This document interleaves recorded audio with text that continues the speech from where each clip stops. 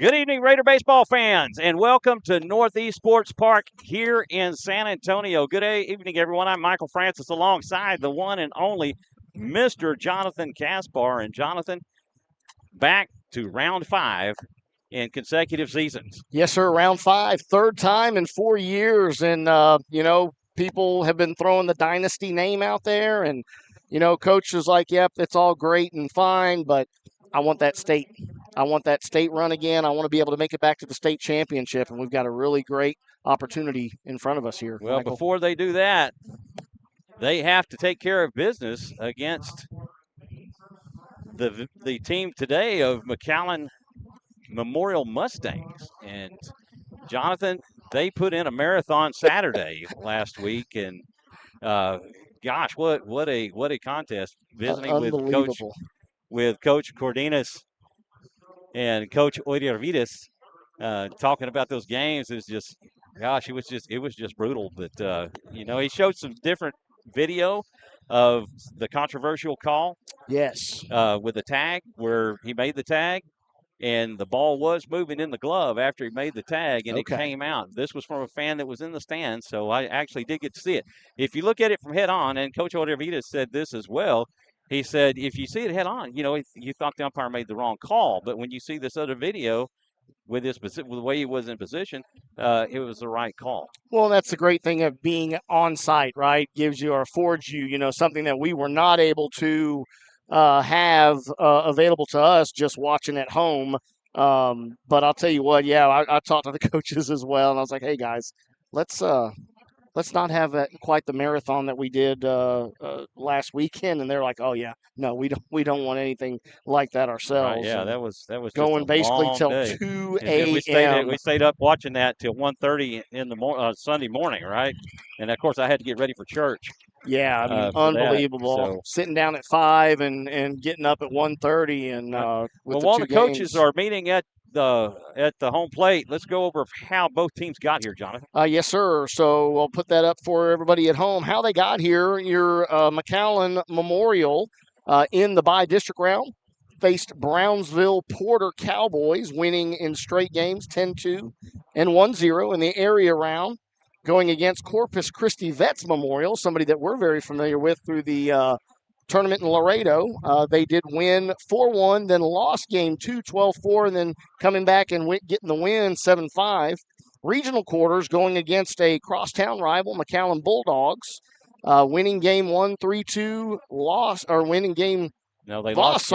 game 1, and then winning games 2 and 3, 2-0 and 12-2, and then again, regional semis, beating Kerrville Tivy in game 1, 8-2, looked great, and then really falling down quick and climbing back in that game 2, winning, and then game 3 getting the win. Climbing back in game 2, getting with the loss, but winning game 3. And then for your Rouse Raiders, by district round, of course, they were 11-7, third seed out of 25-5A, same as Memorial, third seed out of their 31-5A. Smithson Valley handling them 6-2, 7-1 in straight games. Alamo Heights giving up their one loss through the playoffs so far, winning game 1, falling in game 2, 3-4, and then winning game 3, 8-4. Cedar Park Timberwolves, a very common foe that we see throughout district, and then every time in the regional quarterfinals, as it was last year, it was again this year, going 2 games and winning 3-0 and 2-1. And then facing off a new foe, Victoria East, somebody that we were very unfamiliar with in the regional semis, winning 4-1 and 7-0. So they're going to go over the lineups, and we'll follow suit for your Rouse Raiders. Leading off will be number 9, Rainer Heinrich at second base. Batting second will be the right fielder, number 12, Tyler Espinosa. Batting third will be the first baseman, number 8, Oscar Salazar. Batting fourth will be the center fielder, number 10, Landon Miller. Batting fifth will be the catcher, number 14, Xander Forcell. Batting sixth will be the third baseman, number 22, Nathan Miller. Batting seventh will be the designated hitter, number 11, Andrew Sanchez. He will be hitting for the starting pitcher, number 6, Gavin Silva. Batting eighth will be the shortstop, number 7, Jacob Solis. And rounding out the order will be the left fielder, number 31, Adrian Graves. Yeah, a little, again, just something that we've seen back and forth. Coach Crimpine deciding to go with Adrian Graves. Andrew Sanchez has hit for him many times throughout the year with Andrew in that DH spot, but looking to go ahead and give Gavin a bit of a break at the plate and really focus where he needs to on pitching during this game. And yeah, we visited with the team before the game and we saw how focused and dialed in that Gavin was, just off by himself, so that he could just focus on his game tonight.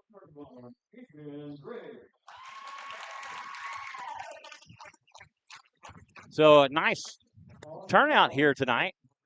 Both fans still trickling in on a Friday night, and of course, having to deal with rush hour traffic coming into San Antonio, and that that is a task. tell you what, not nearly as bad as it was last week making our way down here, as we, did find ourselves in game one in this same location. Beautiful complex here. Anybody that's not had an opportunity to see the Northeast Complex is missing out. For the McAllen Memorial Mustangs, leading off will be number 13, Kane Coy in center field. Batting second will be the shortstop, number 22, Jose Rivera. Batting third will be the third baseman, number 99, Emilio Presa. Batting fourth will be the first baseman, number 34, Eloy Lozano. Batting fifth will be the right fielder, number 9, Jacob Sanchez. Batting sixth will be the second baseman, number 17, Daniel Flores. Batting seventh will be the designated hitter, number 5, Gael Aguirre. And he will be hitting for the starting pitcher, number 19, David Ahn. Batting eighth will be the catcher, number 12, Lucas Cabrera. And batting ninth will be the left fielder, number 2, Etziel Gonzalez. So we'll go over both teams here in just a moment, and we'll probably do that after the national anthem during the warm-ups right quick as they're going through their lineups. And I guess I went through that really quick, Jonathan. Yes, sir. Yeah, no problems. I told the guys beforehand I really appreciated that all of their players, for the most part, pretty easy to enunciate the names, and we've definitely run across some crazy names this year, and just possible two ways of announcing a name or pronouncing a name. So a welcome surprise at the least. Well, it's a nice stadium, and this is the deepest that the Mustangs have ever gone, and so they're celebrating a historic run so far on the season. And their slogan for the season is, "Why not us?" Not us. Why not Why us? not us? Okay, there you go. Very much so. Yeah, exactly. I mean, you're here, enjoy the ride for sure. So we're going to take a moment for the national anthem. We want to thank everybody for tuning in and watching high school playoff baseball here on SHN Sports. We'll be right back in just one moment.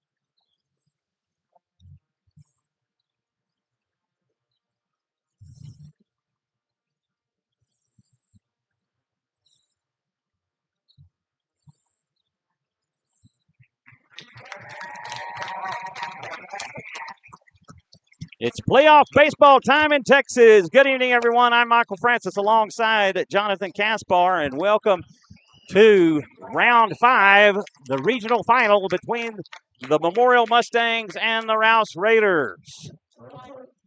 The McAllen Memorial Mustangs are the 3rd seed out of District 31 5A. They come into tonight 26-14 overall and 11-7 on the season.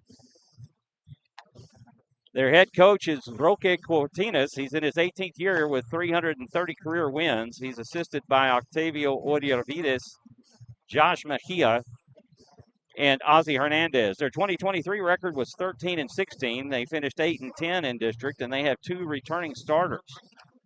The Rouse Raiders out of District 25 5A are the 3rd seed out of District 25 5A. They have an overall record of 32-9-1 and finished 9-5 in district play. Their head coach is Chad Crimpine. He's in his 23rd year with 513 career wins. He's assisted by Manny Perez, Dan LaPaglia, and Will Noble. Their 2023 record was 30-12-1. They finished 9-5 in the 4th seed out of District 25 5A and a regional finalist. Their common opponents, the Rio Grande City Rattlers and the Corpus Christi Veteran Memorial Eagles. The Raiders lost 5-0 in tournament season to the Veterans Memorial, where the Mustangs defeated the Eagles in the area round. They took game 1 4-1. They lost game 2 12-4, and they won game 3 7-5. With the Rio Grande City Rattlers, Rouse defeated the Rattlers 18-1 in tournament play, and the Mustangs lost 8-1. Rainer Heinrich will make his way to the plate, and we are just about ready to get underway. David on the mound for the Mustangs. And in very similar fashion to what we had in game 1 last week, a brisk wind here, but definitely a lot cooler air, and the wind is shifting a bit, moving out to left field where it was really dead into us last week, Michael. On a left-handed hurler for the Mustangs. He toes in on the rubber, and the first pitch is high and inside, and we are underway here in San Antonio. Little sweet chin music to start this game off from the pitcher on. The 1-0 pitch, that is down the middle for a called strike, and that will even the count at 1. Coach David on getting the win against the Kerrville-Tivy team and winning 8-2. And the 1-1 pitch, that is just a bit high for strike or for ball 2. And the count goes 1-2, or 2-1 rather. Yeah, again, a great turnout so far here in the stands on both sides. On from the windup, swing and a miss for strike 2, and that will even the count. Fastball down the middle. Of course, the Northeast Complex being a slight bit closer to Rouse and Leander than it is for the McAllen Knights coming in, obviously, from McAllen. The Memorial Mustangs. Memorial, yes. McAllen Memorial Mustangs. There's an Austin team that we've played, Sorry. McAllen Knights. So. The 2-2 pitch, this is cut on and hit out to right. It is tracked by Sanchez. He'll make the catch, and that will retire Heinrich for out number 1.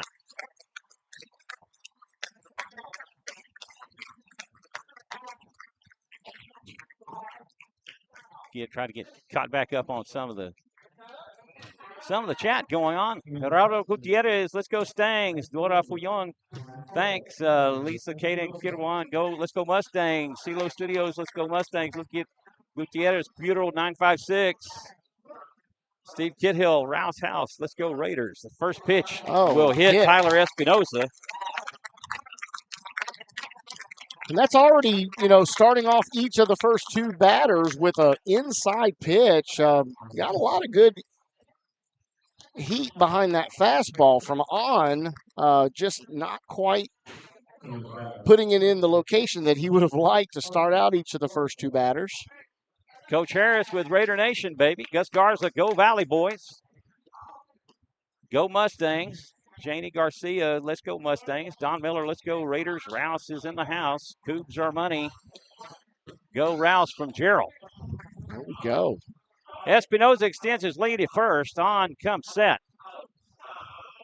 First pitch to Salazar. That's in for a strike on the outside corner.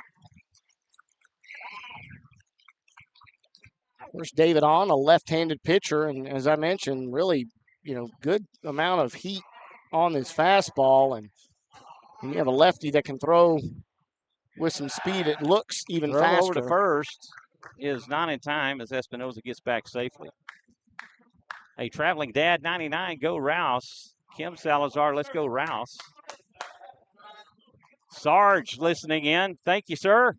Glad to have you with us. Check swing, he lays off for ball one.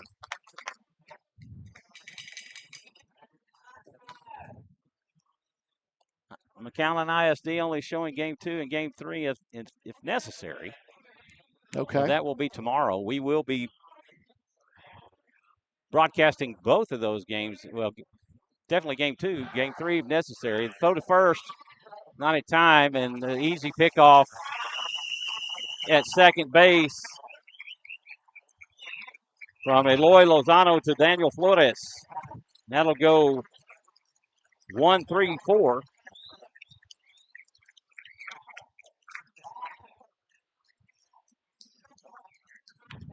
On the putout. Yeah, Tyler getting caught there and really just having to break as the ball, he was already made a break for second. And Salazar will put this into play in the left field, and that will be a base hit for Salazar. And versus the runners at first and second with only one out, now you have just a runner on first with 2 outs after the pickoff. Janelle Salazar, thank you so much for broadcasting. You are very welcome. Veronica, let's go Mustangs. Gus Garza, can the camera focus in on the action? We are stationary, and this is the only place that we go. We do not have a camera operator. It is a static camera. Hopefully next year we will have some new equipment, and we will be able to do that. Bring you multiple views is our plan throughout the game, and those views will have better. That pitch to Miller was a ball. Better reception, better coverage. Swing and a miss for strike one, and that will even the count. Dr. Olivia Ngimba watching from Las Vegas, Nevada. Go Mustangs. Jeanette Reynolds, go Mustangs. Cesar Ramos, let's go Mustangs. Why not us? Rhino's Adventure Channel, go Rainer Heinrich, Auntie Kim, and Uncle B. I really appreciate everybody. The 1-1 pitch, swing and a miss on a pitch down and away for strike two.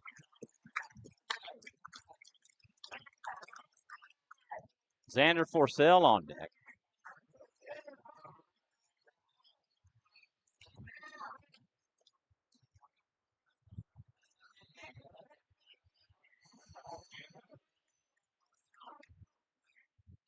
On comes Set. The 1-2 pitch. This is cut on. This is hit out. That could drop. That could left drop. Center. That is going to drop in for a base hit. Yeah. And he'll leg that out into a sing. It'll be a single, but he'll advance on a throw to third. Yeah, and they did do a little quick snap throw over to see if they could get Landon Miller as he was sliding into second. And again, it is turf. It is very easy to slide through and off of that bag, and he was very able to just keep his fingertips on it. Go over the defense. I failed to do that a while ago. Defensively for the Mustangs on the mound, number 19, David On. Behind the plate, number 12, Lucas Cabrera. At first base, number 34, Eloy Lozano. At second base, number 17, Daniel Flores. At short, number 22, Jose Rivera. At third, number 99, Emilio Presa. In left, number 2, Etziel Gonzalez. In center, number 13, Kane Coy. And in right field, number 9, Jacob Sanchez. Xander Forcell at the plate. He'll take inside for ball 1. And once again, first pitch delivery, brushing Xander Forcell back and just avoiding hitting his jersey. Nathan Miller on deck. Guillermo Ornelas, let's go Mustangs. Maribel Miranda, let's go Mustangs. Michelle Galvin, go Mustangs. CeeLo Studios from the Kingdom of Saudi, go Mustangs. That pitch misses for ball 2. And Xander Forcell, the Zan Man, the X Factor. Nicholas Wall, let's go Raiders. And the extra base hitting king here for your Rouse Raiders, up, seeing if he can do some damage here with runners in scoring position. Cabrera gives the sign. Miller extends his lead to second. Pitch home. That will be down the middle for a strike, and the count will go 2-1. And On has already shown he is not scared of these guys, as he has gone right at them on multiple occasions here through the first 4 batters. Larry Rosales, let's go Mustangs. Cesar Ramos, number 2, Etziel, number 7, the Juice. Mustangs Nation. The 2-1 pitch, that is cut on and hit over third, is played by Presa. The throw to first will be in time, and that will do it. That'll go 5-3 on the put out of Forcell to end the Raider first. They get no runs on 2 hits. They leave 2. And after 1/2 inning, we're scoreless in San Antonio. Due up for the Mustangs in the bottom half, Kane Coy, Jose Rivera, and Emilio Presa. Defensively for the Rouse Raiders, on the mound, number 6, Gavin Silva. Behind the plate, number 14, Xander Forcell. At first base, number 8, Oscar Salazar. At second base, number 9, Rainer Heinrich. At third base, number 22, Nathan Miller. At short, number 7, Jacob Solis. In left, number 31, Adrian Graves. In center, number 10, Landon Miller. And in right, number 12, Tyler Espinosa. Tammy Hottie, let's go Rouse. Susie Meyer, let's go Raiders. Biggity Murr, 64, 3 outs. Biggity Murr, 64, let's go. Daniela Flores, number 17, we love you. Renee P, 32, go Mustangs, 956 representing. Daniela Flores, go Mustangs. Deborah Brown, go Raiders, watching from Spearman, Texas. Lucia Regalado McAllen, watching from Austin. Go Mustangs. Patty Carlson Galliano. Go Raiders. Benjamin Pena. Let's go RJ Rios. Once Adobe, always Adobe. Mustang Nation. AD, go Stans. 956 represent. Let's go. And real quick, just wanted to go over, obviously we talked about how they got here, but the regional final matchups, we do show Grapevine going against Argyle, and they have actually already played game 1. Argyle winning 1-0. They will have a game tonight going on the same time as ourselves, and then Saturday if necessary. Forney against Lucas Lovejoy, and has actually already played both of their games. Yeah, Lucas, Lovejoy able to advance, so they have already punched their ticket. Lake Creek and Magnolia West, big matchup here against defending champ Magnolia West. They did win against Lake Creek in game 1 Thursday night, 8-2. They are playing currently for Friday, and then we'll have a Saturday third game if necessary. And then here, of course, Leander Rouse against McCallum Memorial Mustangs tonight, and then tomorrow back-to-back games if necessary in Jordanton. Cougs our money, great broadcast. Just Ricky, go Mustangs. Luis Romero, go Mustangs. Jordan Rosales, cool. Carlos Salinas, Euro 956, go Mustang Nation. Omar Rangel, 956. Luis Capistran, go Mustangs forever. Mark, shout out Coach Rock from Carlos Berrigan, go Mustangs. The first pitch from Silva into Kane Coy for ball one. Silva, right-handed hurler for the Raiders. He'll deal a breaking ball in for strike one. And that will even things up at one. Angel Manuel Cabrera Estevez, go Mustangs. Maribel Miranda, let's go Mustangs. We are the champions, number one. This is fouled back for strike two. I was all over that one. Michael, Monique I had it. Salinas, I'm glad you did. Let's go Mustangs. Meemaw and Papa. Rouse in the house. Let's go Raiders. You got this. Leticia Garcia, go Mighty Mustangs. Swing and a miss for strike three. And that will do it for Kane Coy. That is one thing you can count on from Gavin Silva, seeing a lot of breaking pitches. And when he's got it working, it is such a great weapon in his arsenal here when thing breaks a good 2 feet. And we've seen multiple batters running out of the box, and it breaks across for a strike, and they're amazed. First pitch, breaking ball to Jose Rivera for strike one. Jose Rivera, the shortstop for the Mustangs. Emilio Presa on deck. Another breaking ball for strike two. Leticia Garcia, go Mighty Mustangs. Bureau 956, go Coach Rocky. Breaking ball outside for ball one. Paola Salinas, go Mustangs. Mima and Papa, shout out to our coach Crimpin. Lulu Key, number 5, Gael Aguirre, we love you. Bebote, go Mustangs. The 1-2 pitch. Fastball misses the outside corner for ball two. Yeah, and we're off the line here, so can't quite tell how close that was, but it looked really good from up here. Arbiter 07, where my 2014 through 18 Raider baseball squad. Swing and a miss on a pitch that goes out of play. Yeah, it goes out of play. It'll be a wild pitch, and they're going to give him second base because it went out of the field of play into the dugout. Yeah, it bounced up over the top of the dugout and then dropped in.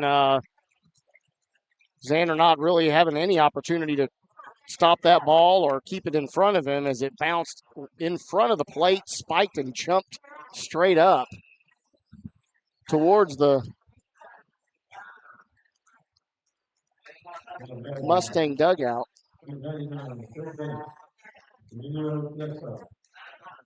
I guess the ground rule on that. So they have a runner at second with one out for Emilio Presa. Presa will take for ball one. Another great looking pitch there from Gavin Silva. Alfonso Velasquez, let's go Mustang. Colton Mott, Sword, Marge Holbrook. Yay, Raiders, Nets, go Grandma Holbrook from Edmond, Oklahoma. He went around, and he tried to check his swing, but the home plate umpire said he went around. Yeah, home plate umpire not giving any opportunity for even a need for an appeal as he pointed right at him and said, you went, so evens the count up. 1-1, the count to Presa. The pitch, swing and a miss for strike two, a breaking ball. Frank Walden, let's go Mustangs. Omar Banda, vamos cabrones. Angel Manuel Cabrera Estevez, number 12, Mustangs. My nephew, the catcher, Lucas Cabrera. Go Lucas. Pedro Caballero. Go Emilio. This is hit foul down the first baseline. Tell you what, he's got that breaking pitch working really well as Gavin Silva. I'd like to see a little high heat here and see if you can get him to chase up the ladder from number 99, Emilio Presa. Pedro Caballero. Go Emilio. Arriba Reynosa. Silva will step off. He toes back in. 1-2, the count to Presa. 1-2 pitch. This is hit deep to right field, and that'll hop to the fence. And that will see Rivera around third and come in to score.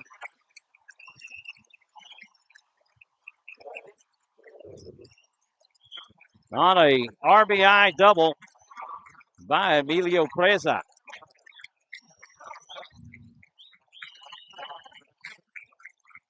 Yeah, just hung that pitch just a bit, and Presa able to put a good bat on that and hit it out into the right center gap.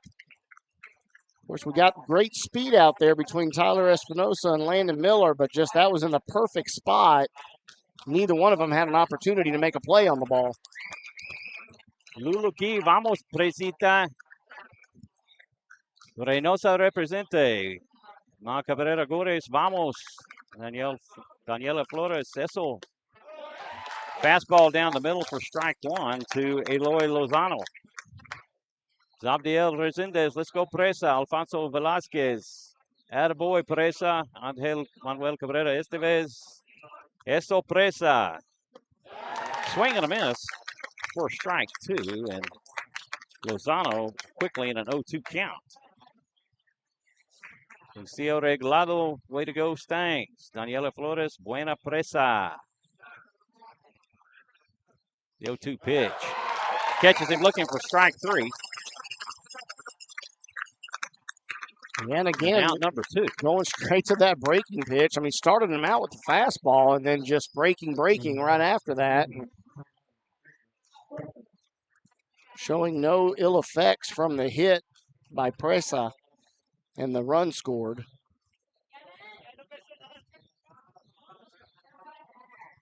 Fastball in the dirt for ball one to Jacob Sanchez. Daniel Flores on deck.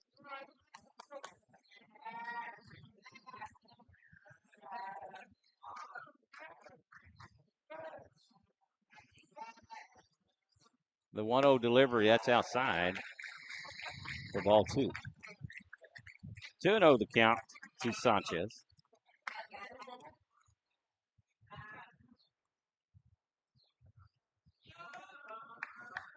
Omar Rangel, Animo Presita. This is hit foul down the left field line for strike one.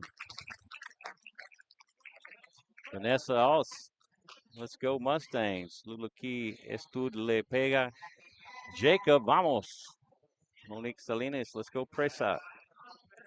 Yeah, we had another interesting foul ball stat there, Michael, earlier. We actually had the batter 2-1, breaking ball inside for ball three. Go get the foul ball and bring it back to the home plate umpire. Mario Gonzalez, good luck, Hugo, Jaden, and Kane. Silva from the stretch, he'll spin off. He'll throw the back to second and not in time. And I mean, that was really close. It was very slow to develop. Presa just got his foot on the bag just in time. It was almost like he thought, oh, they're not going to do anything, as Rayner was late to the party there. That pitch down the middle for strike two, and the count goes full.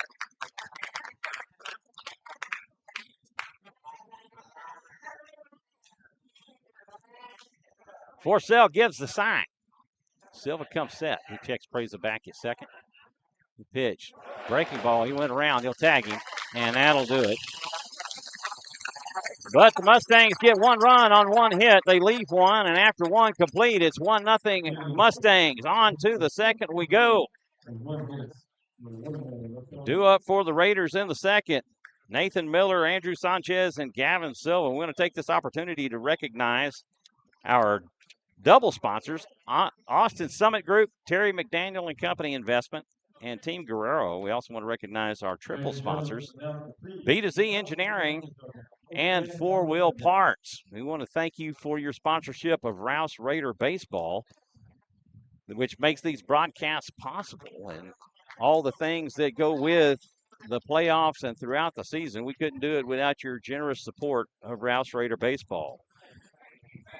Yeah, very much appreciative of that. Yes, sir. Don't miss the final UIL State event of the year, the 2024 State Baseball Tournament, taking place Wednesday, June 5th through Saturday, June 8th. These games will be played at the Dell Diamond in Round Rock, with Conference 4A games taking place at the historic Dish Falk Field at the University of Texas at Austin campus. For schedule, spectator, and ticket information, please visit uiltexas.org/baseball. Again, that's uiltexas.org/baseball. Yeah, getting an opportunity before the game to visit with Mr. Rouse and Mrs. Rouse. They made their way in and found their spot right behind home plate. They love sitting there. They love watching these, traveling and watching the boys play these games here in baseball. Had a lot of opportunity to watch them over the years. As again, we mentioned before, third time in 4 years making it here to the regional finals. Nadalyn Perez, Vamos Mustangs. Mark, shout out Pedro Caballero from Marcus in Las Vegas. Rocio Huerta, go Mustangs. Monique Salinas, way to go Mustangs. Olivia Egeba, Las Vegas supports number 99, Emilio Preza, and number 7, the Juice Pugo. Dennis Hernandez, let's go Jacob. The Reyes family supporting you, bud. Nathan Miller makes his way to the plate. I'll try to get as many of these shout-outs as I can in. David Hahn back out on the mound to pitch the second. Hahn will deliver. That's down the middle for a strike. Miller shows bunt and lays off. Andrew Sanchez on deck.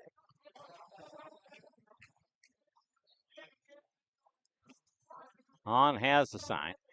Goes into his windup. This is fouled back for strike 2.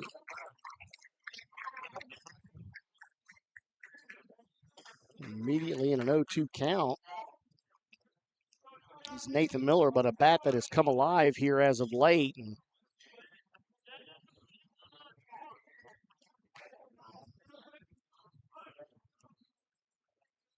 the 0-2 pitch. That misses low for ball 1.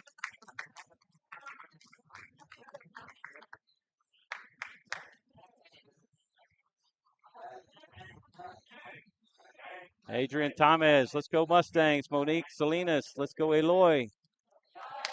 That'll be a wild pitch. Go to the backstop. That'll even it up. Yeah, another one spiking the pitch there. As we've already seen that a couple of times from Gavin Silva. Monique Salinas, let's go Eloy. Number 34, my nephew. Camila Soria, let's go Presa Ichebe. Hilario Gomez, let's go Mustangs. Hahn taking his time between pitches. Fastball high and inside for ball 3, and Miller works it back full after being down 0-2. Yeah, really showing great patience there and picking up on these pitches early is Nathan Miller, and really not offering it anything that's not within the strike zone area. The payoff pitch, this is cut on. It's hit over to short. Rivera has it to throw to first in time, and that will retire Miller. 6-3 on the putout.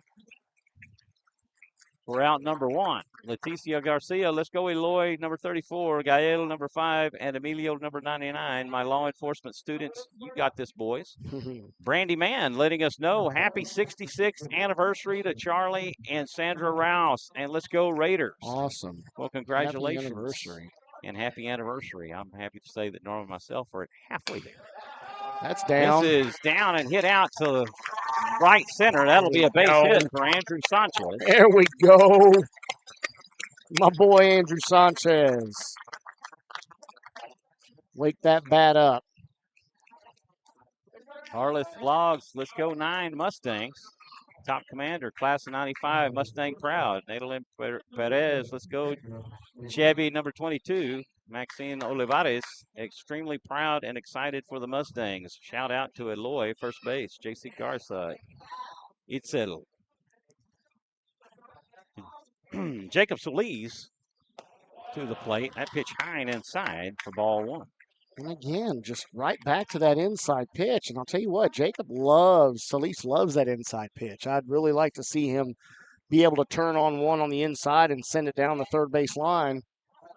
Possibly get some extra bases. On comes set. Sanchez stays close to the bag. That pitch high and inside for ball 2. Maxine Olivares extremely proud and excited for the Mustangs. Shout out to Eloy at first base.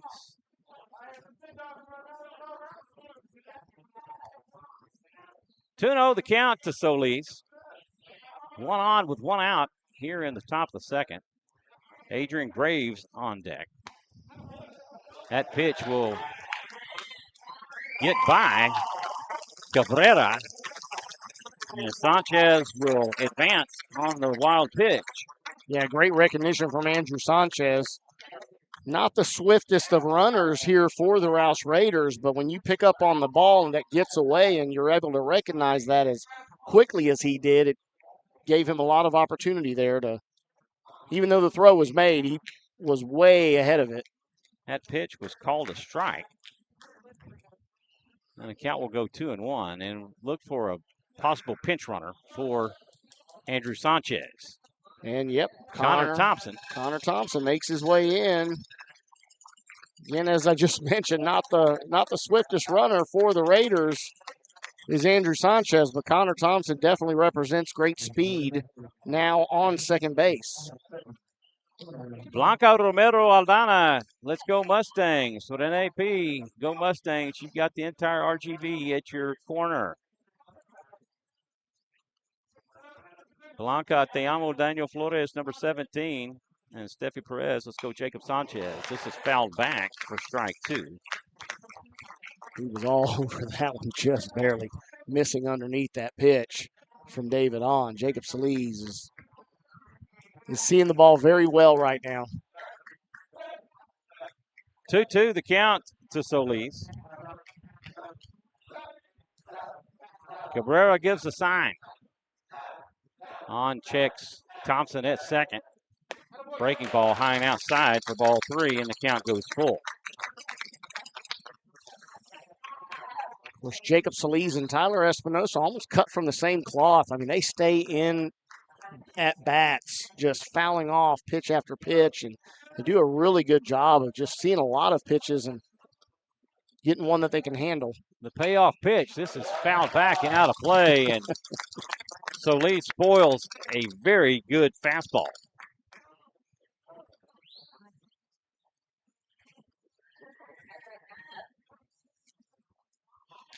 Stacy Mejia, Vamanos Mustangs, whoop, whoop. Me and my broken Spanish. Mustangs, what was that again? I don't try. Was that a whoop, trying to get it right. Again with the payoff pitch, a swing and a miss on a breaking ball for strike 3. And out number 2. Yeah, David on deciding to come in with an off speed there, and breaking pitch, possible changeup, and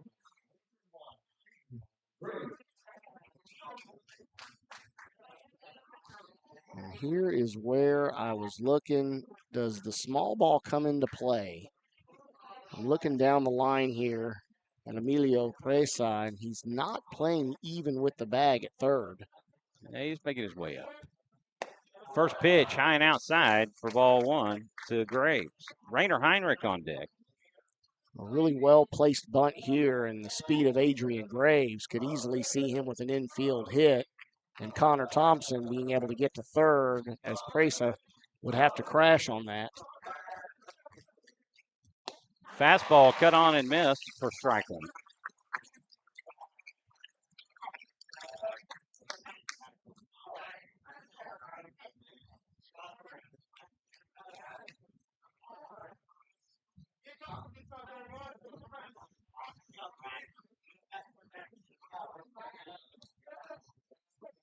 One the count to Graves. The 1-1 pitch. A breaking ball high and outside for ball 2.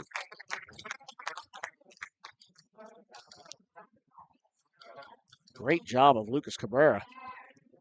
Sliding out to his right and keeping that ball in front of him. Got a little bit away from David on.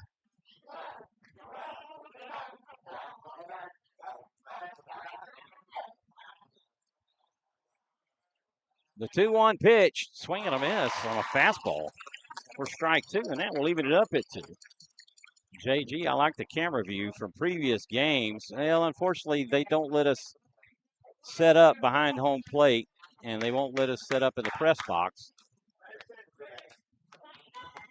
On feigns a throw to second. Thompson dives in as Rivera has to jump over him to keep from colliding with each other. Deuce is wild for Graves. One on with 2 outs here in the top of the second. The Mustangs leading this one 1-0. Thompson takes off to third. And I'm surprised that Cabrera didn't make the throw down to third because he definitely would have had him. And Presa was there, so I don't know if maybe he thought that he wasn't going to be covering quickly enough, which looks to be the case. Even Presa was sort of watching Connor break as opposed to covering the bag. Fix your innings. Your innings, you're showing we're in the top of the first. Yeah. They're pointing you out. Fastball catches Graves looking for strike 3. And that will do it for the Raiders second. They get no runs on 1 hit. They leave 1. After 1.5, it's 1-0 Mustangs. On to the bottom we go. I want to take this opportunity to recognize our home run sponsors. Tumble 22 in Cedar Park, Mode Design Company, Oots Environmental, Toyota of Cedar Park, and Mack Hike Ford. I want to also recognize our Grand Slam sponsors. Pulley offers Texas construction teams a new take on building permitting. As your expediter, Ashley Knight ensures accurate permit requirements, fewer rounds of comments, and full visibility at every step so you can break ground sooner. Faster permits in Texas starting today. Energy for Purpose. We perform energy audits for a purpose, stewarding energy use to impact the most vulnerable. Again, thank you very much for your valuable and generous support of Rouse Raider baseball. Mason George pointing that out, that we were still in the first on the scoreboard. Sorry about that, folks. BG, go Mustangs. Dennis Hernandez, let's go Mustangs. Brian Guerra here. Ma Cabrera Goris, go Lucas.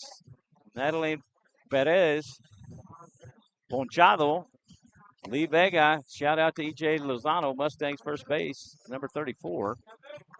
Pedro Caballero, shout out to Vegas for the support, especially for Olivia and Mark and Gamba. Coach Oyervides makes his way out to the first base box as Coach Cortines to the third base.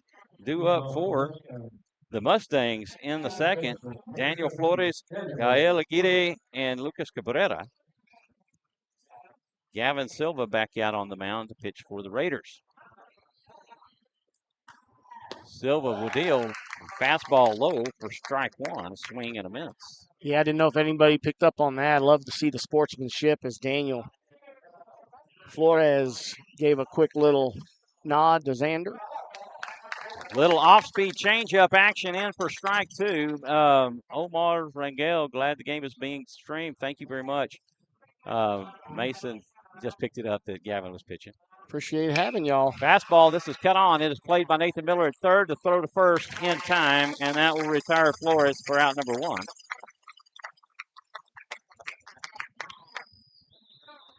Camila Soria, let's go Mustangs. Victoria, go Mustangs. Scott S., Mustangs, si se puede. Another lefty here for the McAllen Mustangs. Gael Aguirre, designated hitter for the Mustangs. He'll foul this one off for strike 1.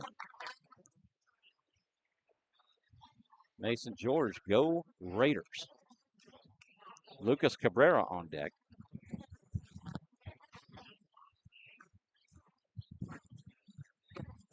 Fastball cut on and missed for strike 2.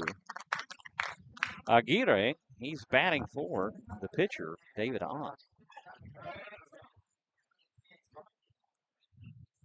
The 0-2 pitch. Catches him looking for strike 3. Gets the inside corner.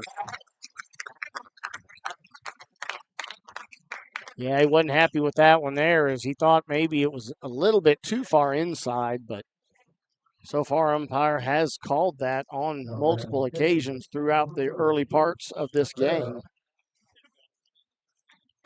First pitch to Cabrera misses low for ball 1.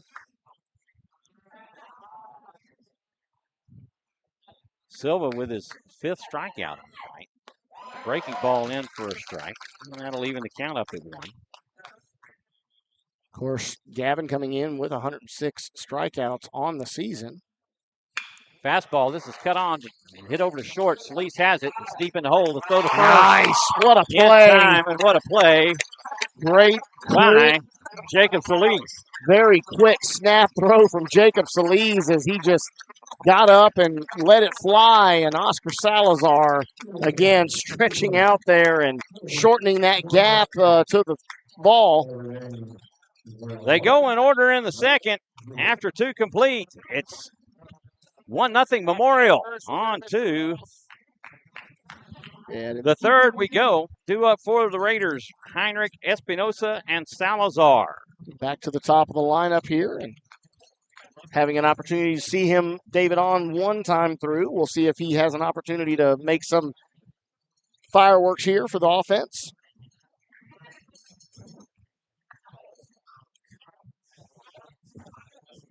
And we'll go ahead and take this moment to play one of our clips here from the UIL. We'll be back with you in just one moment.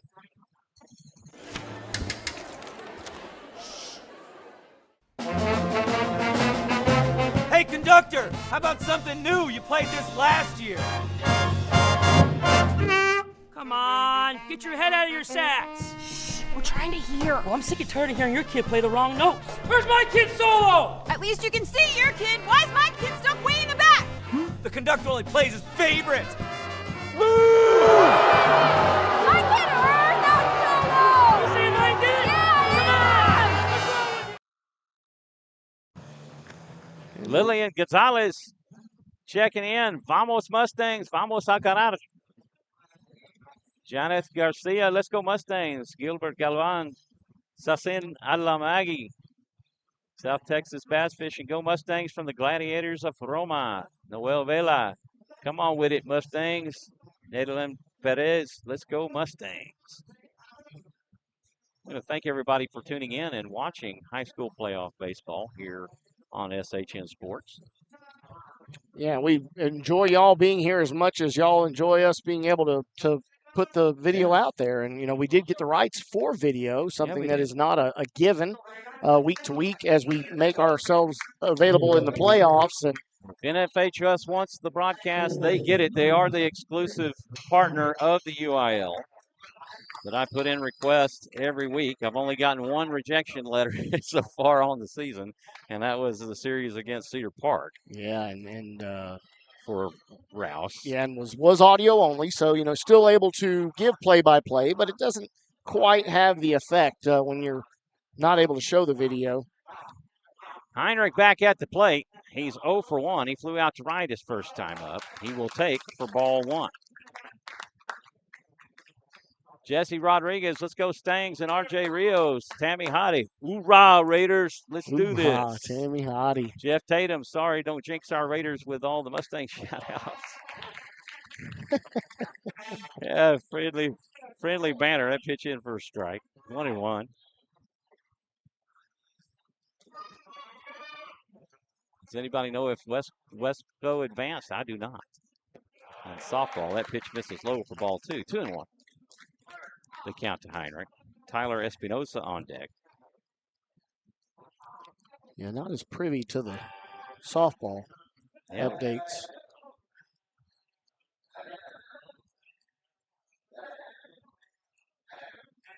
David on the mound.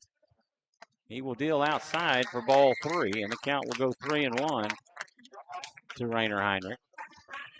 Yeah, and I would definitely say patience is the name of the game. On is, you know, been able to sprinkle strikes here and there, but has almost started every batter out with a ball inside. 3-1, that's misses high for ball 4, and On issues his first walk of the night. Yep, and if they're able to stay patient, the Raiders hitters couldn't get some base runners, as we see here with Rainer Heinrich getting the leadoff walk.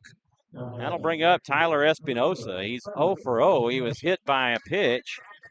In fact, he was hit by the first pitch. First pitch, again, inside, right? I mean, and that's, you know, we've already seen Xander brush off. Rainer was brushed off. Oscar brushed off, all with inside pitches. Just so happens that it got Tyler. Espinosa shows bunt. He lays off. And It gets away from Cabrera, but not far enough for Rayner to feel comfortable enough to advance.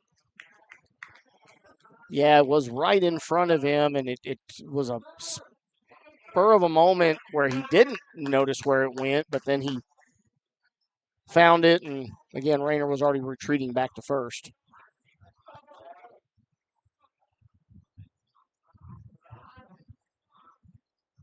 The 1-0 pitch. The bunt is laid back down. On will. Oh, and he mishandles the ball. Will reach on the error. That'll be an E1. And David On was looking to just do a scoop and tag situation where he was right next to Tyler as he was running up the line, and he just forgot the one thing you need to make the scoop and tag, and that was the ball. It was in his wake, easily allowing Tyler to get on, and now we have the top two, and there's now a quick meeting with the umpires. I'm not really sure what the conversation is what that about. conversation would be about. I didn't really recognize if Tyler had created any interference, No, as he was running up the line. He was up the line, and On was in the infield. Yeah. So there was no interference. And again, I guess nothing happens, and they all make all the refs, umps make their way back to their designated bases. And that'll bring up Oscar Salazar. He's 1 for 1 with a single.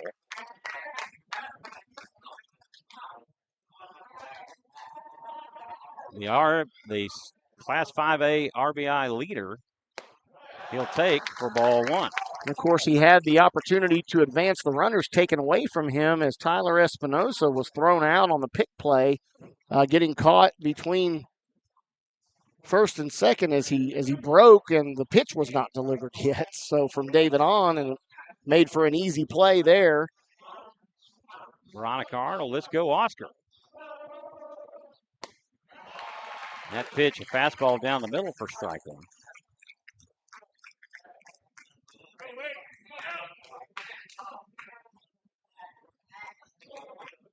1-1 the count to Salazar. Heinrich extends his lead at second. Espinosa at first. Cabrera gives the sign. On checks Heinrich at second. He'll do a double check. And he's taking a long look. Salazar lays down a bunt, and he'll slip coming out of the box. And nobody's covering first. Wow. Lozano came up to play the bunt, and On had nobody to throw to. Second baseman was at first. Yeah, and that is the second baseman's job in that scenario. And that will go down as an infield hit. It will. No throw, no play. Oscar actually even fell out of the box, which almost created a scenario where he could have been tagged out, but he was able to get past the play by On, and nobody was covering second to now load the bases with no outs for Landon Miller. For the very strong and powerful bat of Landon Miller. Has one Grand Slam home run in the playoffs. He did that Game 3 against Alamo Heights. The first pitch from On.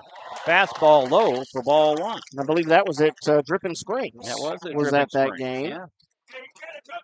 Another beautiful complex that we've had an opportunity to play at this year. Crushed that baseball. Yes, he did. I think what made it more impressive in that Grand Slam is it was into the wind that day. A very brisk wind blowing in from left. 1-0 pitch, a slider inside for ball 2. And there's no place to put him here, so a walk is as good as a hit as it will bring in the tying run. 2-0 the count to Miller. Xander Forcell on deck. The heart of the Raider order.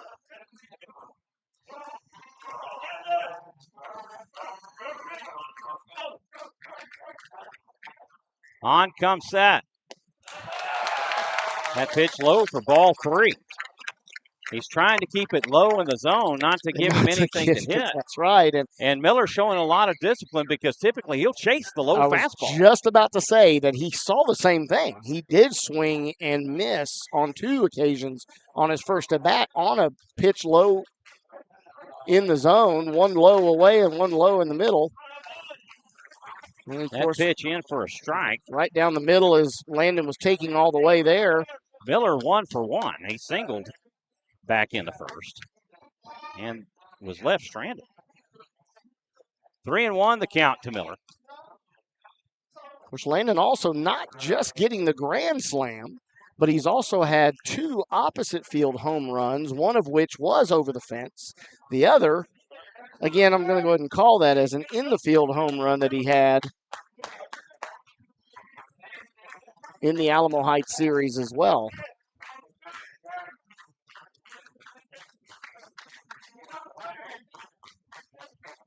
Rivera playing deep in the hole at short. Breaking ball up high for ball 4, and that'll walk in the tying run.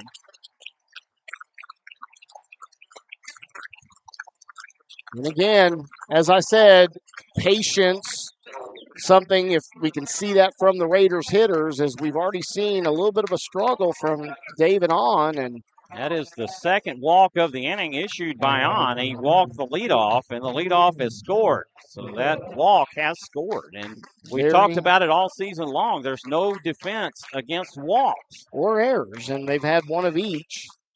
This one is That's crushed gone deep to left, and it goes foul. Wow. A deep fly ball to left that goes foul. Just turning hard was that ball, and it did just bounce at the base of the 320 sign, but about 5 feet foul. Had he been able to flatten that and get it down a little bit, it would not have gone out, obviously, but he would still be running here and would have cleared the bases with that hit. Aurora Castaneda, hi, Andrew. We love you. Nathan Miller on deck. The 0-1 pitch. This is fouled back for strike 2. And Xander in a quick 0-2 count. Veronica Arnold, let's go Xander. Liza Candicure 1. Let's go, David. Take your time. 0-2 the count. Espinoza extends his lead at third. Of course, now if they stay away from Xander, as he was able to pull that and put a lot of pop on there, and if he goes outside, Xander has been able to shorten up and go the other way. The 0-2, that's outside for ball 1, and I tell you, that pitch could have been called either way. Good-looking pitch there from David On, and he just sort of bowed his head down and not thinking that he missed on that pitch. That was a really good pitch. 1-2 the count. On comes Seth. The 1-2 pitch. This is hit back up the middle. This will kind of pseudo get through, and there will be no play, and that will score a run. A valiant diving effort by Daniel Flores. It hits off the end of his glove, and Jose Rivera tried to get the tag at second, but unable to. Yeah. And that will score the go-ahead run. Again, and that'll be a base hit. As you said, Daniel. Xander Forcell, an RBI single. Daniel Flores doing everything he could to get to that ball, and he was a diving motion there. Not quite able to corral it, and it gets away. Honestly, it bounces straight over to Jose Rivera at short, and I thought he had an opportunity to still make the play at second to get Landon, but was just too far off the bag. This will bring up Nathan Miller. Nathan Miller's 0 for 1. He grounded to third, or short his first time up. Andrew Sanchez on deck. The pitch from On. That's a slider down the middle for strike 1. And it's the first batter that he's gotten ahead of in this inning so far. Yes, sir. And again, very similar pitch to the one that was called a ball against Xander Forcell.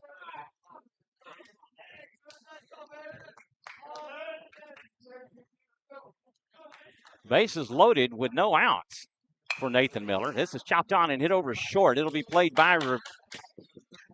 The throw to first will be in time, but that will score another run. On the fielder's choice. That'll go 6-3 on the put out of Miller. runners at second and third for Andrew Sanchez.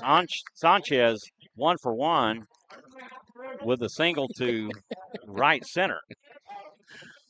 Andrew Sanchez's dad sitting up here pacing back and forth. I told him you're supposed to be looking the other way. He goes, oh no. Pitch high and inside for ball 1. He goes, I'm not taking my eyes off my boy. Joe Mayo, Texas State Regional Final. What class? 5A. This is the 5A class.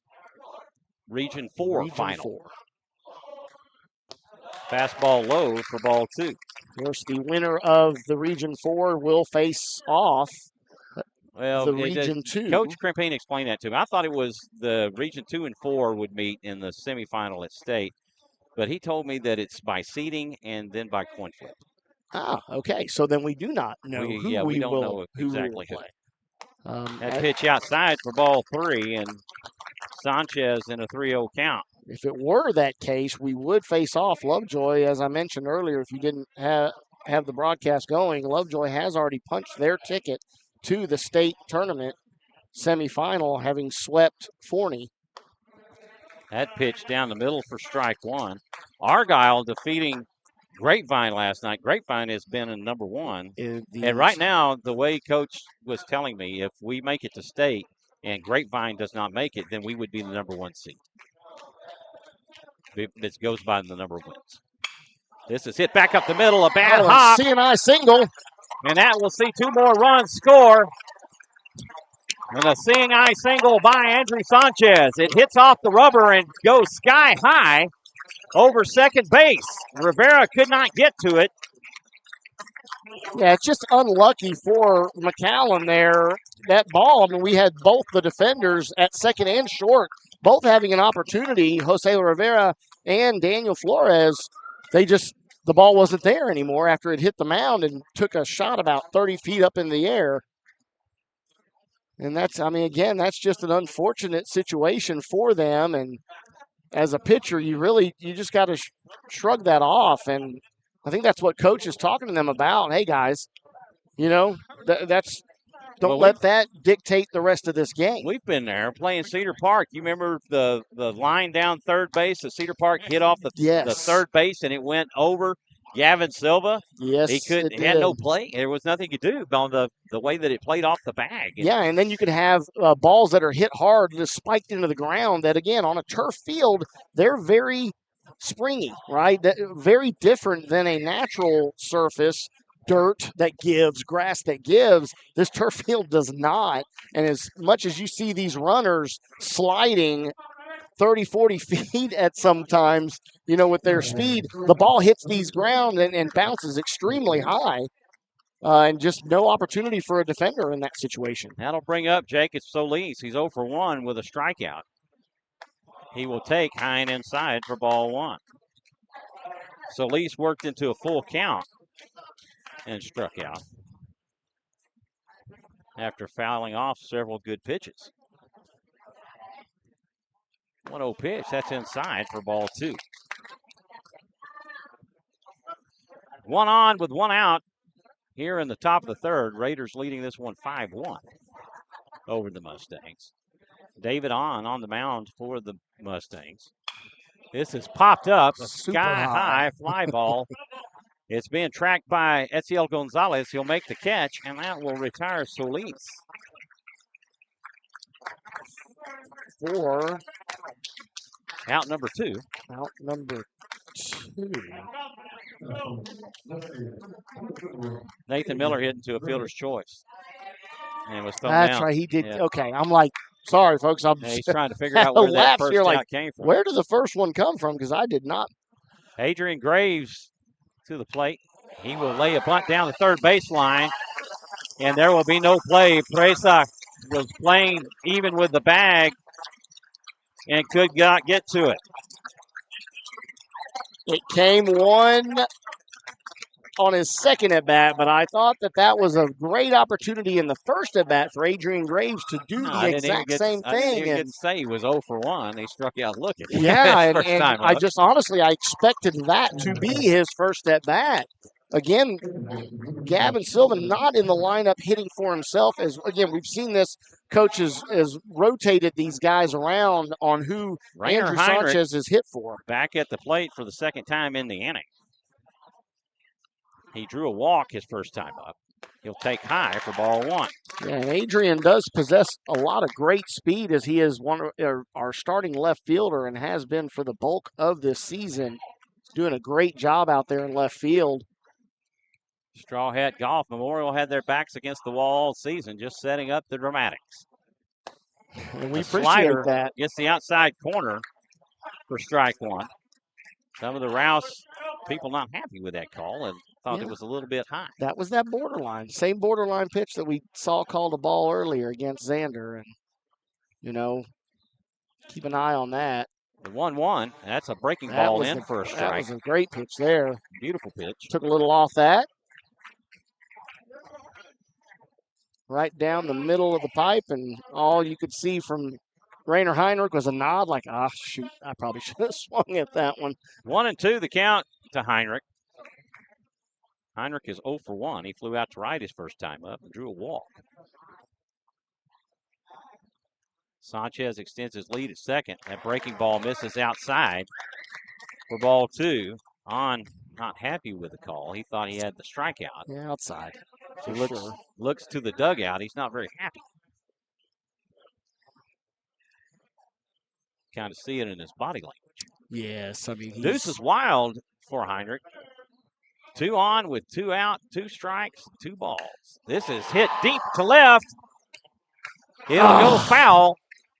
Almost a spitting image of the hit from Xander Forcell. Right. So we're both looking at like, stay fair.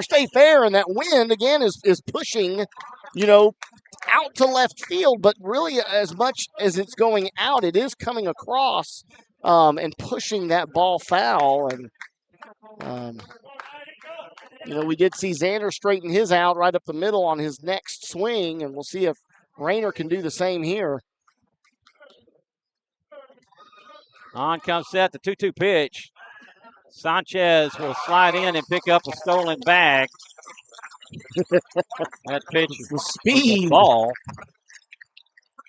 And it was a high throw from Cabrera. Had it been lower, Presa might have been able to make the tag. Yeah, not only was it up, but it was off to the left side. So he actually had to be foul when he received that throw down. Full count to Heinrich. On comes set. The payoff pitch. Fastball. This is crushed. Oh, what a play by Presa. A line drive. He makes the catch. Yeah. What a play. Coach Crimpine gives him the fist bump. Had to give him the fist bump, and Presa freaking spiked that ball.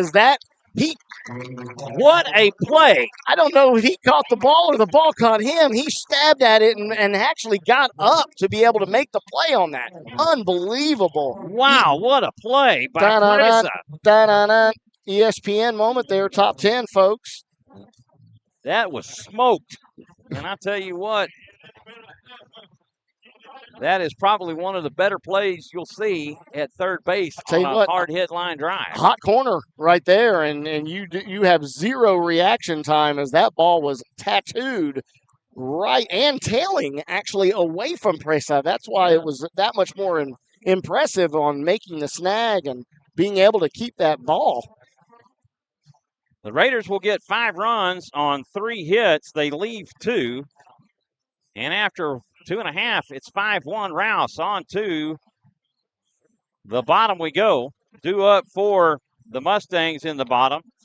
Etiel Gonzalez, Kane Coy, and Jose Rivera. That is your 9, 1, and 2 hitters.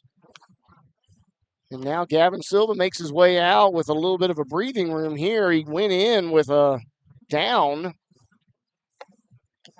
0-1 and now comes back in with a 4-run lead, and he will look to sort of pick up where he left off as he's already recorded 5 outs. Olivia Nguemba, way to go, 99. Gary Noble, go Raiders. Is it 0 or 1 out? Well, that's 3 outs now. Leticia, awesome Presita, Nayland Perez. Let's go, Chevy y Presita. Weslaco East not in the playoffs. Etziel Gonzalez makes his way to the plate for his first appearance of the night. Gavin Silva on the bump for the Raiders. That pitch high for ball one.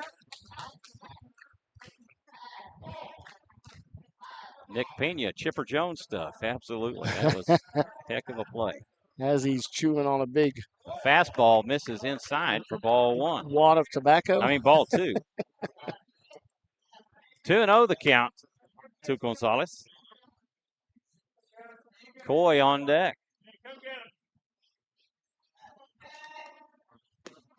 Breaking ball low for ball three.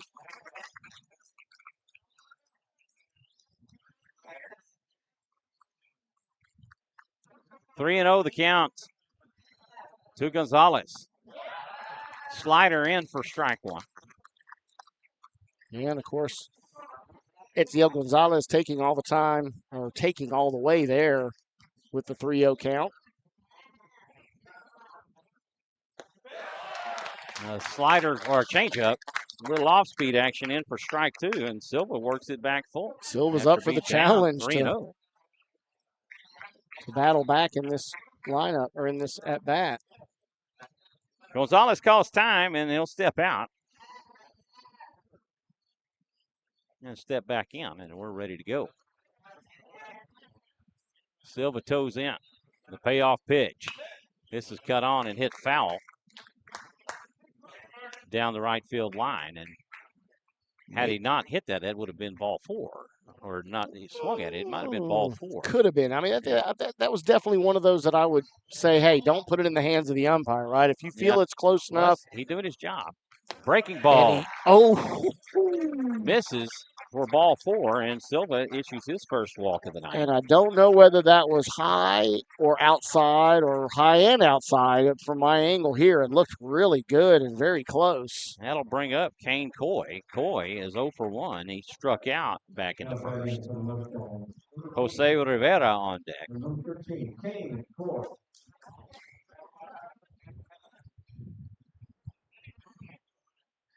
Throw to first. It will not be in time, and Silva, one of the fastest pickoff moves. Yes, sir. He has great control of his body as he whips around there and just slings it. Breaking ball. This is popped up. Solis will track it in short. He'll make the catch, and that will retire Coy for out number one. Yeah, just a weak pop fly there as he end capped that hit. And Jacob Solis just having to backpedal basically to the what would normally be your dirt grass line there, or the dark brown transition to green for the turf. Jose Rivera, he came around to score. He reached on a drop third strike and advanced on the ball going out of play. Forcell to second. Will not be in time. Got him. But he slides over the bag. I told you about that. It's so hard to keep your body. And gets picked off. These guys are so fast. And go 1-4. If you slide too late, the momentum is so hard, especially when you are wearing a glove. That glove that they use to help protect their fingers so they don't get jammed fingers, you have one less hand to grip that bag. And the 0-1, that is in for strike two. And Rivera quickly in an 0-2 count. 2 out with nobody on here in the bottom of the third. The Raiders leading this one 5-1. This is hit foul and back out of play. Bring that back to the press box for a snow cone or we don't do that gum. Too bad we don't do it. Concession stand's not even in the ballpark. It's actually outside of the ballpark. This is great hit. A great hit down the right field line, and that will be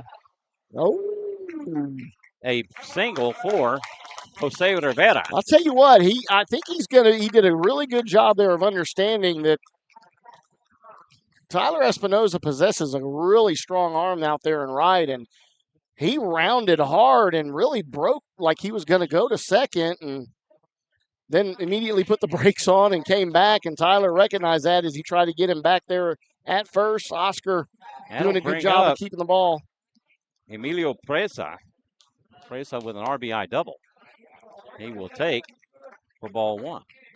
Yeah, but a great hit there by Rivera, waiting on that and sending it perfectly up the first base line. The breaking ball cut on and missed for strike 1, and that will even the count. Yeah, Presa was able to get on a little hanging curveball. Slider low for ball 2. From Gavin Silva on his first at bat. Raiders in 2. Vamos Cheve. Vamos Cheve Presa.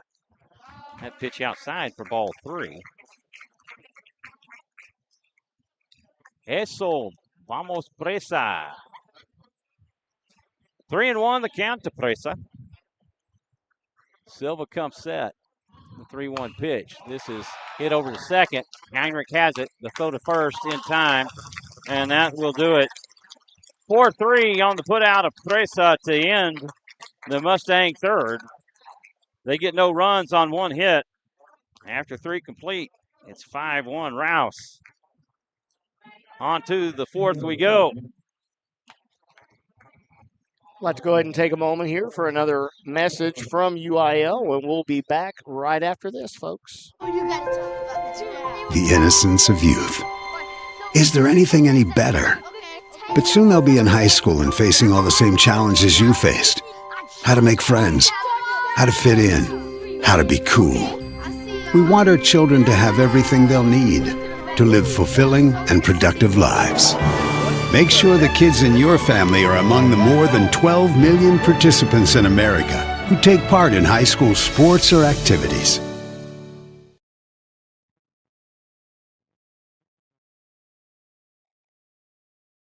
New pitcher. All right, folks, we are back, and number 3, we do have R.J. Rios has made his way into the game for David the McAllen Memorial Mustangs in replacement. So, again, it took us a second because he's another lefty. What's his name? We're good. Sorry, R.J. Rios. No, ma'am. I think we got it. Thank you. We're good. R.J. Rios comes on in relief of David On. David On goes 3 innings. Yeah, Mama Christina making sure we're good to go here on Jonathan will give you his numbers here shortly. I will pull that up momentarily, folks. Bear with me. I actually did not have my game changer up yet. Apologize. All right. There you so That's a demerit. Box score. So Ben On. Wow, that's a golfer. I thought I'd maybe make that mistake at some point. David On does leave the game, having pitched 74 pitches in 3 full innings, 39 for strikes, allowing 6 hits, 4 earned runs, 2 strikeouts, and 2 walks, along with 1 hit batter.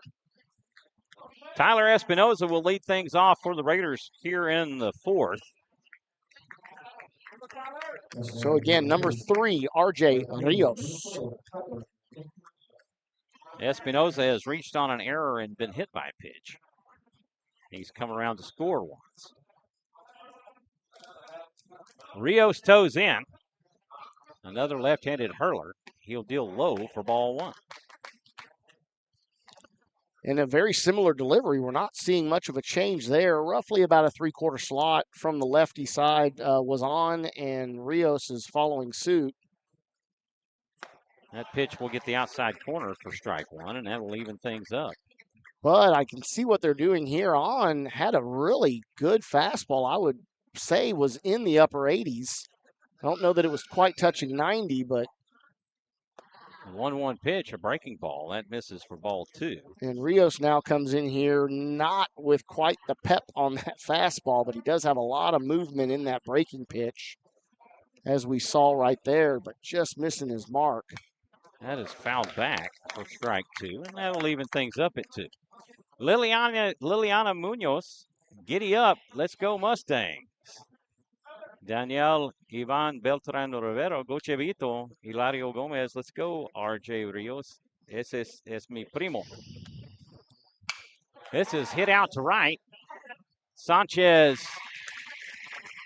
will get there just in time to make a sliding catch. Yeah, great sliding catch, able to get underneath that and slide right underneath the line drive from Tyler Espinosa. That'll bring up Oscar Salazar.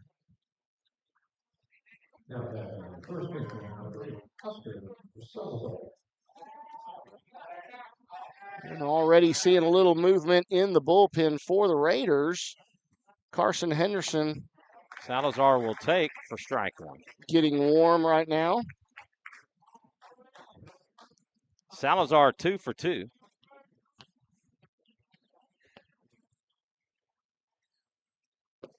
No 1 pitch. That misses for ball one, and they'll even it up. Gus Garza, did R.J. Rios' father attend school in Edinburgh? There was a quarterback by the same name that played at Edinburgh North. That would need to be answered by. There's plenty of folks on that chat line that probably could answer that. Little off-speed pitch. Gets to the top of the zone for strike two, and Salazar down in the count 1-2. That one found its way right in there for a great strike call. Rios comes set. 1-2 pitch. This is hit back up the middle. This will be played by Flores. The throw in time. And to retire Salazar for the first time. That'll go 4-3 on the put out of Salazar. That'll bring up Landon Miller. He's 1 for 1 with a single and a walk. Xander Forcell on deck.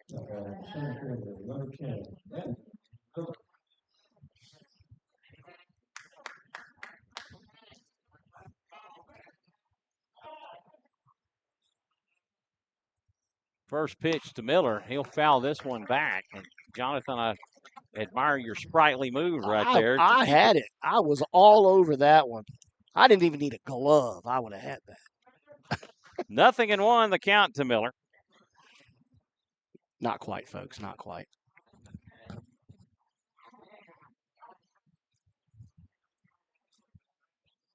Rios comes set. The 0-1 delivery. Ooh, wow. I'm surprised.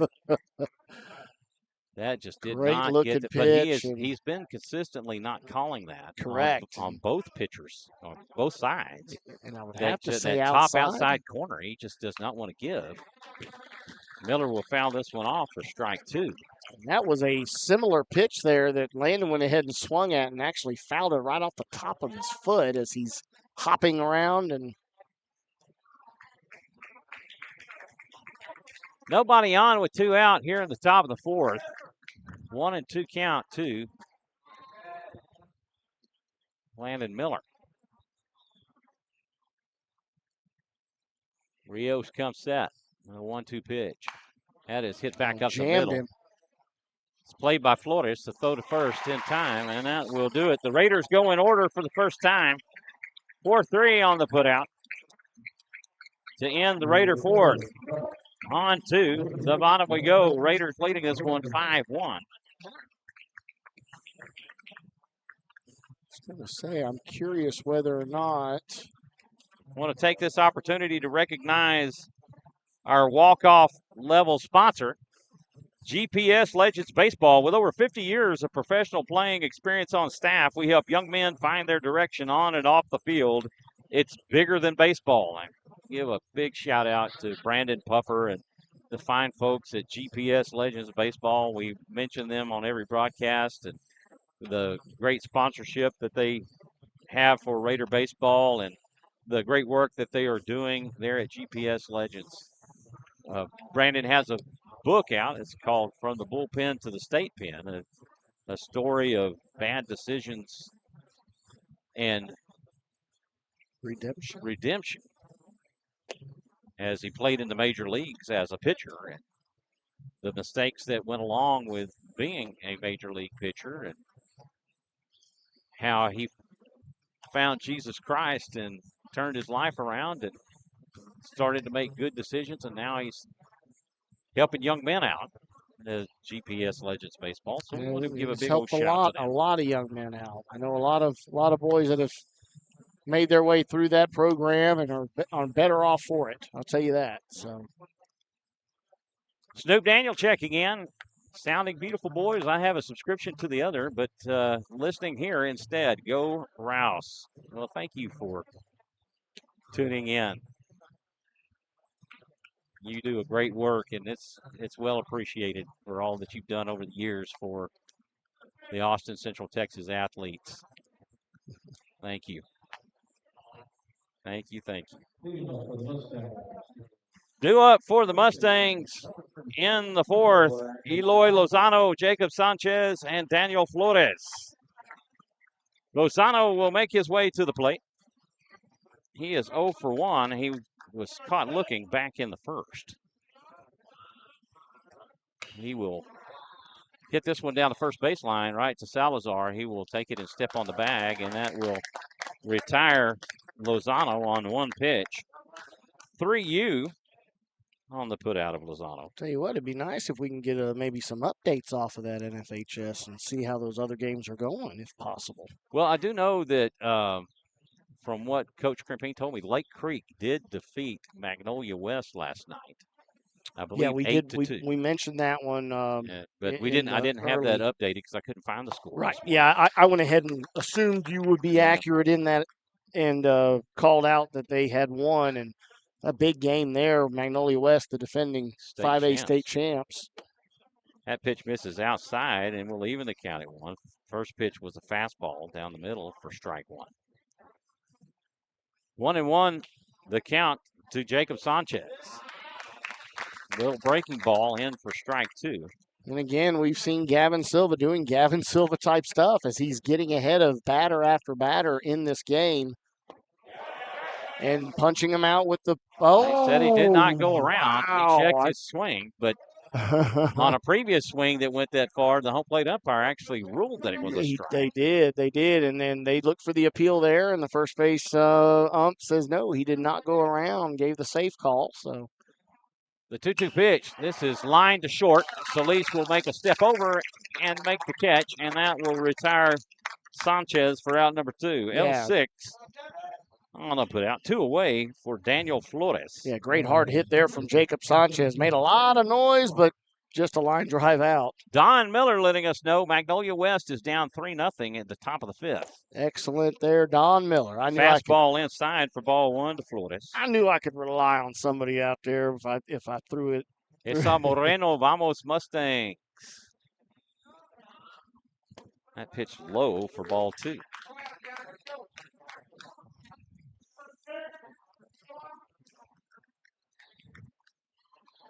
When you get to this point in the season, everybody is a good team.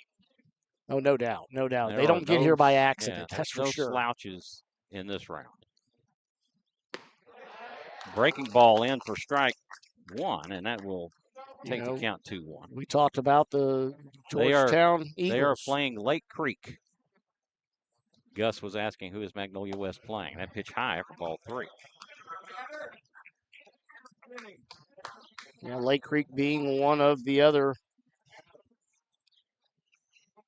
top 25s, number 16, heading into the playoffs. This is fouled back and out of play, and that will work the count full.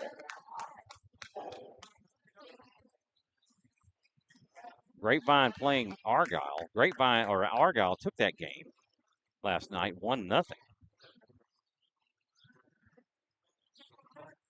Yeah, and as you mentioned earlier, Grapevine is number 1. That pitch in for strike 3. And he catches him looking to end. He was actually the looking Mustang fourth. He thought he had the walk. He did. But the umpire pulled the pin, and he rung him up. And the Mustangs go in order. Yeah, Daniel Flores looking to take off his gear and toss it over as he tossed the bat, thinking he had the free base, and he had to stop and ask the umpire. My good buddy Rob Hip of the Shoning Hip Network. There's a story about that, and Rob tells that story of how him and Carl Shoning came up with SHN for SHN Sports. They originally were going to call it HSN, but it sounded so much like the Home Shopping Network. Rob chiming in. Hello, guys, cheering on Rouse. Go Raiders. Nice. Michael and crew, the road to Round Rock continues. That's what we aim to do. This Rouse aims to do. Well, thanks for chiming in, Rob. Man, it's great to hear from you, brother. Rob Hipp, another good brother in the Lord, doing a great work down in Huntsville. He's actually calling football games for New Waverly. Okay. R.J. Rios back out on the mound to pitch the fifth for the Mustangs. Coach Crimpine will make his way to the coach's box. Due up for the Raiders, Forcell, Miller, and Sanchez. That will be the 5, 6, 7. Esau Moreno, Betty House says hi. Jalen, who here wants the Raiders to win?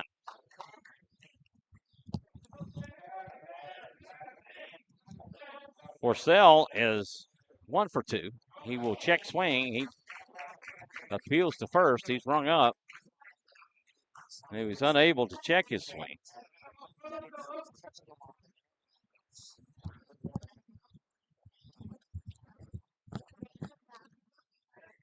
The 0-1 pitch, that's down and away for ball 1, and that will even it up at 1. Yeah, folks, just being told, the focus is definitely there on the camera. The net, it is picking up a little bit of that, which gives a bit of a hazy look or view. The 1-1 pitch, that's low for ball 2. We are high here up, above the field and a decent ways back, and only spot we really have for the camera in this field or in this complex is we always love to be right behind home plate, and not an opportunity here as the stands run all the way up to the wall. Xander Forcell lifts this one high to center. Kane Coy will camp underneath it and make the catch, and a can of corn to retire Forcell for out number 1. F8 on the putout. Daniel, Bureau 956, Nick Pena, DJ Cohn. That will bring up Nathan Miller. Miller is hit into a fielder's choice and grounded short. He has an RBI to his credit. Fastball down the middle for a strike. Yeah, starts him off with a great pitch right there. Rob says, not worried about the camera. You guys are painting a perfect picture, as you call it. Thank you, Rob. I appreciate it, brother. That pitch will go into the turf and to the backstop. Hey, look at Nathan Miller with his batter's box fielding percentage. The second batter's box fielding percentage at 1,000 right now. Another silly stat made up by Francis and Kaspar. Mike Alipa checking in. That's Alepa. Alepa. That will hit him on the shoulder. And Miller will head to first. I guarantee you he's been called worse than Alipa. You gotta love the alumni. He finally made good on getting my hoodie. Olivia, yeah, he did. Olivia letting us know we appreciate what we're getting from the streaming. Well, thank you very much, Olivia. We appreciate it very much. Yeah, we have a fun. Pinch runner coming in, Diego Gayton. Diego Gayton. Pinch running for Nathan Miller. And we had a conversation about Nathan's speed earlier. Or lack thereof. Or lack thereof, yeah. He said we had a foot race. He could beat me. And he even shook his head as a man. I don't know that I can. Sanchez will swing at this one and miss for strike 1. There was a time where I was swift of foot, but those years are long past.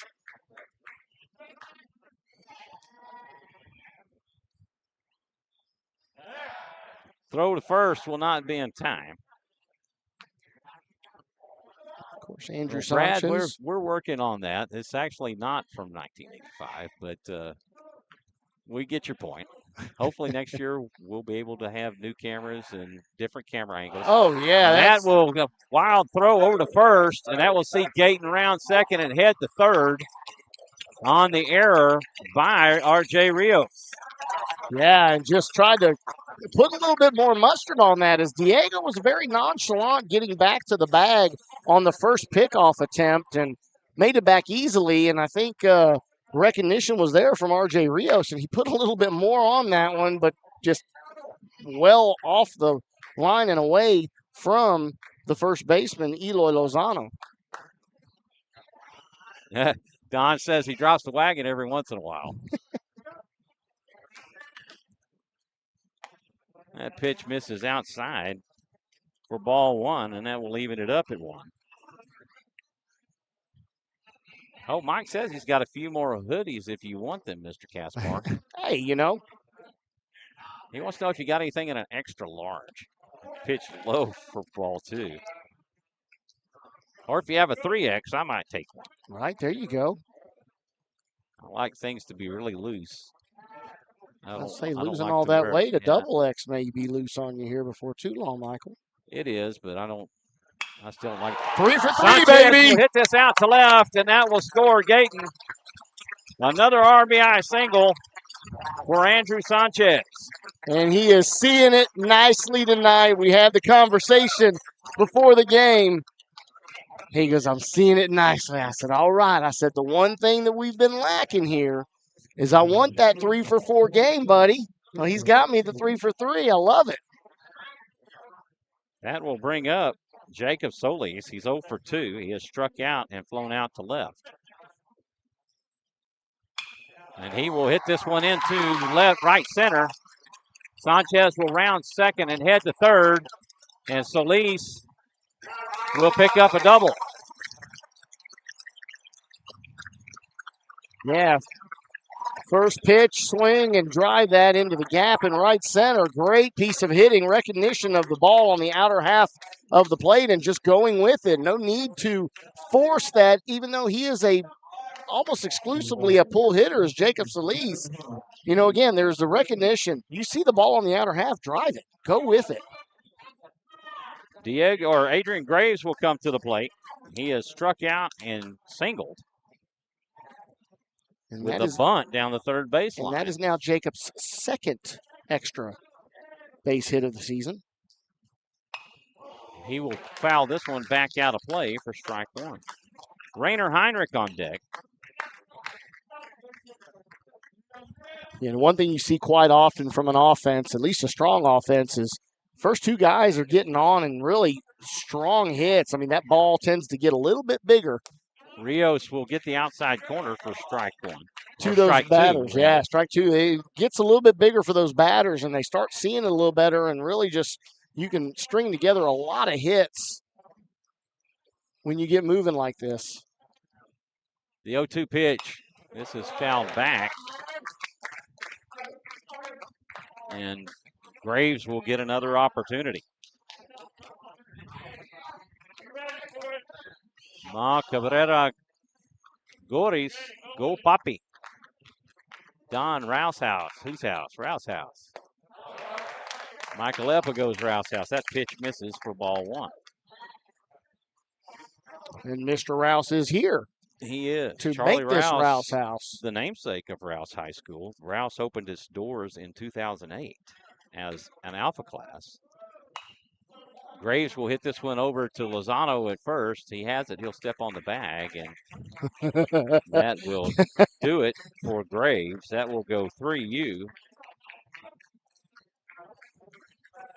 for out number 2. Jacob Solis was off to the races there and then looked up and realized Andrew's not going anywhere, as a great job of defensive job there by Eloy Lozano is looking back Andrew Sanchez, knowing he had plenty of time to make the play at first on his own.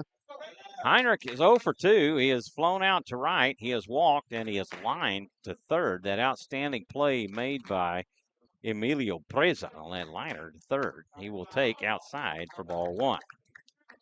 Yeah, and that's all you tell that guy is the batter. Do not change a thing. When you're hitting the ball that hard, it's going to find its holes. It's going to find its way through, and you'll be running for a while.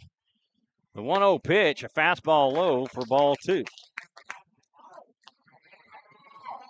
Again, we want to thank everybody for tuning in and watching high school playoff baseball here on SHN Sports. I want to give a big shout out to Sonny Zapata and A to Z. That pitch will get the outside corner, a breaking ball for strike one. For the new graphics that they gave us, a new thumbnail and new graphics for this playoff series. I may have to pop that up here after a little while. I like that one. It was nice.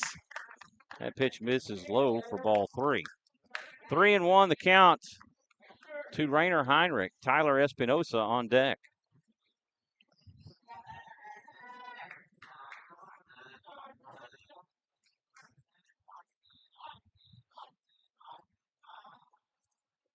The 3-1 pitch. That misses for ball four.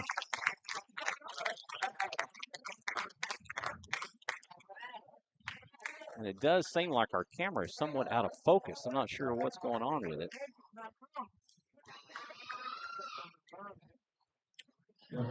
That will bring up Tyler Espinosa. Well, we'll take a peek at it here in the break, and yeah, I see the scoreboard for sure is getting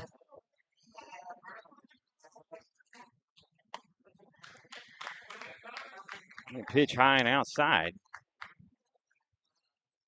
for ball one, and I'll try to take a look at it when we're running a commercial during the break and see if I can figure that out for y'all. Not sure why it went out of focus. That fastball down the middle for strike one. That'll even it up. Thank you, Erica. Yes, we'll get to that just as soon as we can. 1-1 the count to Espinosa. Espinosa has reached on an error. He's been hit by a pitch, and he's flown out to right. That pitch inside for ball two.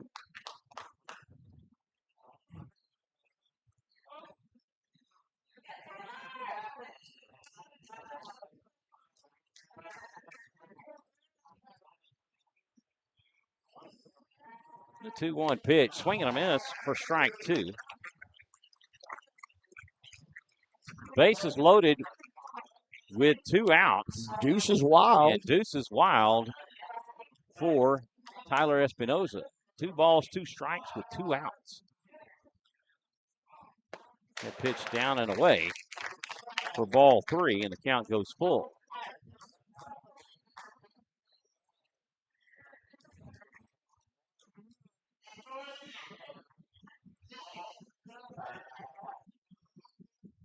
They're running on the hit. This will be hit deep in the hole. It'll be booted by Rivera. That will score 2 on the E6. Well, one would be a single. It was deep in the hole, so it's going to be a hit. Been a single, yes, sir. I was going to say that's going to be an RBI single, but the second run will go on the error. Yeah, as deep as he had that in the hole, he would have been hard-pressed to get Tyler Espinosa making it up the line for an out or even a fielder's choice in that situation. So Espinosa with an RBI single. And they do have some activity headed toward the Mustang bullpen. Yeah, number 27 looks to be the player headed out, and that is Nathan Ortiz, number 27 for the McCalla Mustangs. Will not be in time. Oh, call it a balk as he actually made the move home and then decided to the hip did break, which is what the batters are looking for, or the base runner, should I say, and he did make the movement home, but still, as a lefty, made the throw to first and picked up immediately by the base coach, and another run comes in. Salazar will foul this one up, and it will just go out of play. And in the lap of a gentleman here in the very back row, as that ball came right down the backside of the net and shot straight backwards into his lap. That was funny.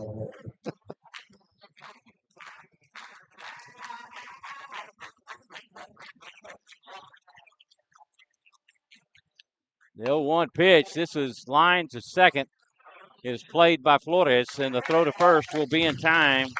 That'll go 4-3 to end the Raider fifth. But the Raiders will pick up 4 runs on 2 hits, and they leave 1.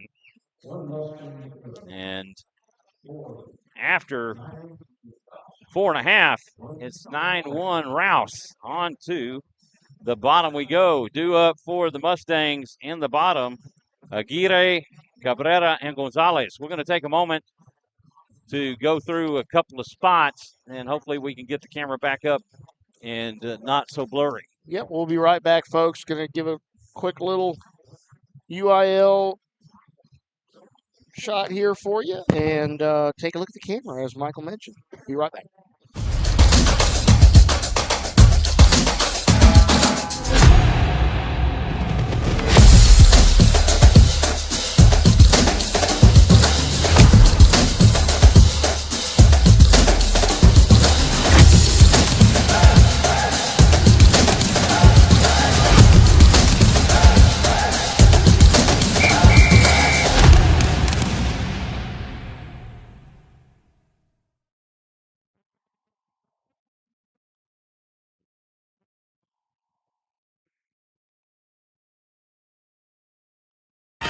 What rhymes with great? Participate. Where does greatness start?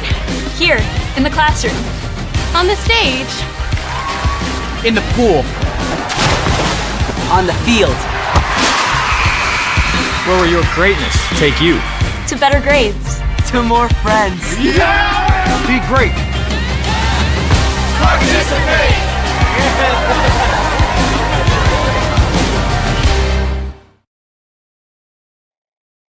All right, back with you, folks. And we did have Gavin Silva makes his way back out here.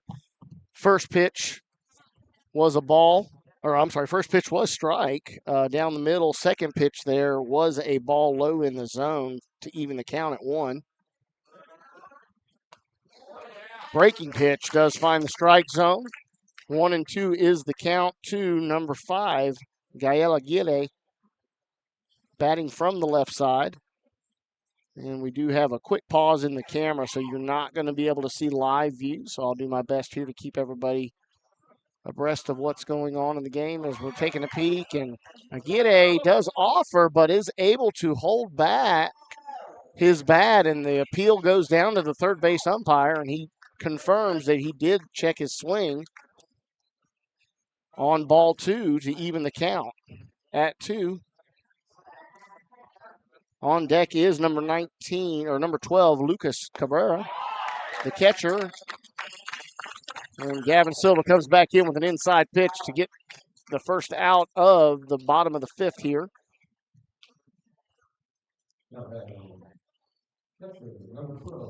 Next up, the catcher, number 12, Lucas Cabrera.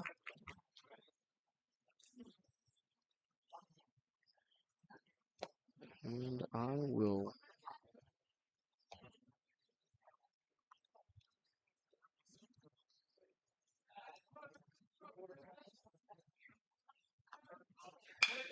swing and a cut, high fly ball driven deep to left center. Underneath it is Landon Miller, who makes the catch for the second out of the inning.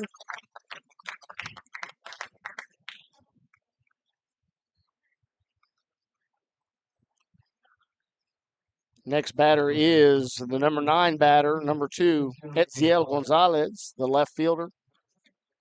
He will be followed by number 13, Kane Coy, your leadoff batter. Top of the lineup, number 8. He'll be on deck. First pitch is a swing and a miss from Gavin Silva. Fastball right down the middle.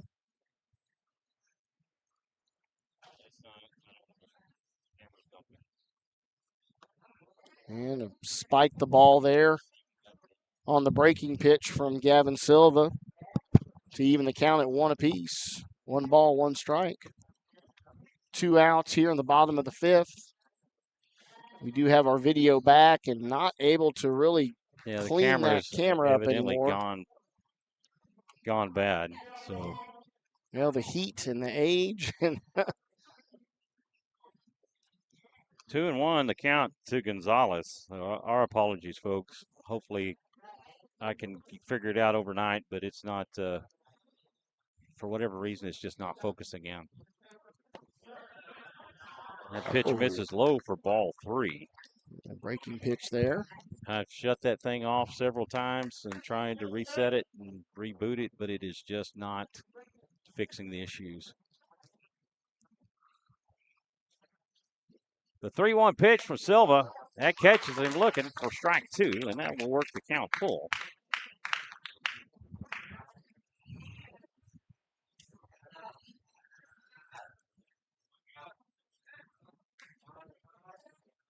The payoff pitch. Swing and a miss. Fouled it, hipped into the glove for strike 3. And that will do it for the Mustangs' 5th. They go in order, and after 5 complete, it's 9-1 Rouse. We'll see if, yes, R.J. Rios is making his way back out for his 3rd inning of work. That was the 8th strikeout for Silva on the night. Jonathan Wilson swinging by to say hi, making his way back down to get video here of the players as they perform here in the regional final. Jonathan Wilson doing a great job of detailing the year, you know, and he finds himself on the road quite a bit, and we'll look up games that are being played and broadcast and you know, put out on X snippets, and you know, does a great job of exposure for the players.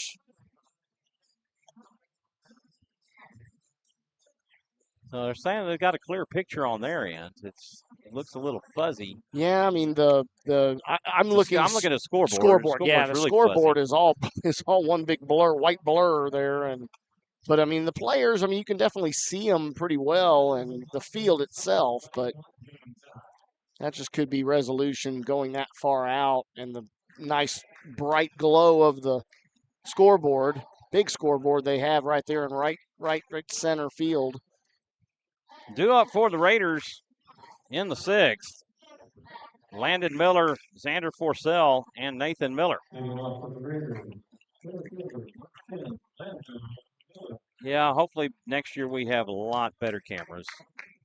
This one is several years old now. And like I said, it's been out here in the heat quite frequently. I know we had to go in and get a new video card. Yep, we have one. Fine recommendation from Rob Hipp.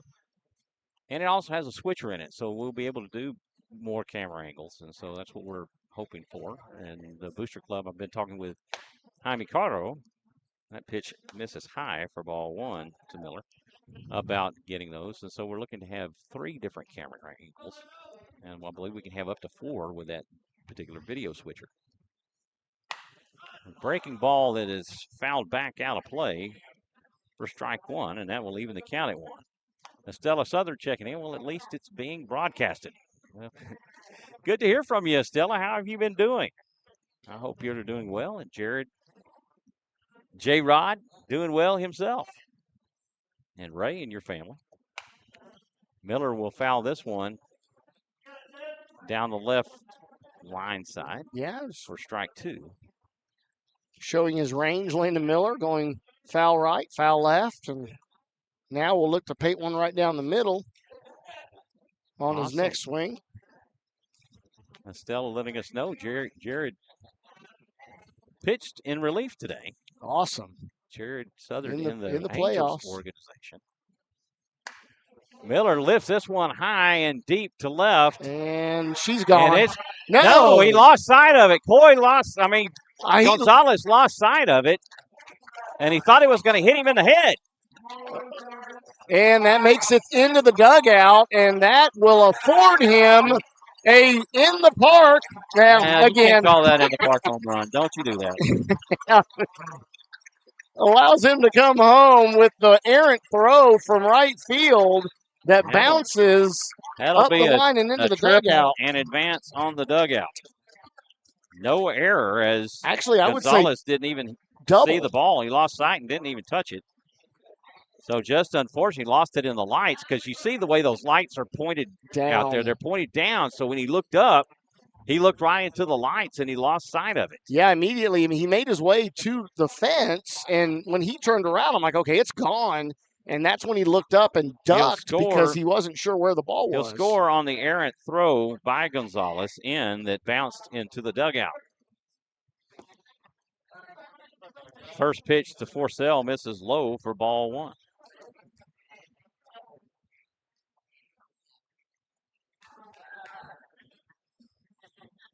Thank you, Estella. Appreciate that very much. Forcell crushes this one foul.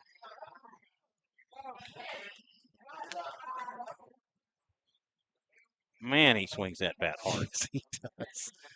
He's not going to go without getting everything he can out of every swing by Xander Forcell. The X factor. That will even the count at 1. And again, we do see number 27 Rios back up. will deal, and Forcell will lift this one to right. Sanchez will make the catch, and that will retire Forcell on the fly out to right. First out of the inning. That will bring up Nathan Miller.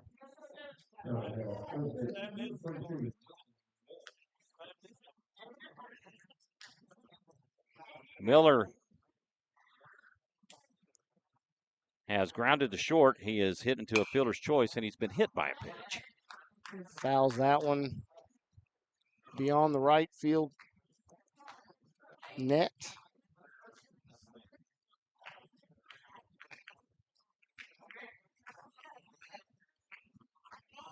And I don't know if the camera it seemed to be focusing on my hand correctly. I don't know if the netting maybe the light refracting off some of the netting may be causing the focus to not be right. I definitely thought that may be a possibility. So 1-1 the count to Miller. Miller will hit this one down to third. Pressa has it. The throw to first in time, and that will retire Miller for out number 2. 5-3 on the put out of Miller. That will bring up Andrew Sanchez. Rios toes in on the rubber. He picks up the sign from Cabrera. First pitch to Sanchez, down and away for ball 1. Sanchez 3 for 3 on the night. He has 3 RBIs on the night. He has scored once. 1-0, and he has hit this one out to deep left center. Wow, it's but not Coy flying. able to get there and make the catch, and that will do it for the Raider 6th. They get 1 run on 1 hit, and they leave them empty. That has been after multiple. 5.5. It's 10-1 Rouse.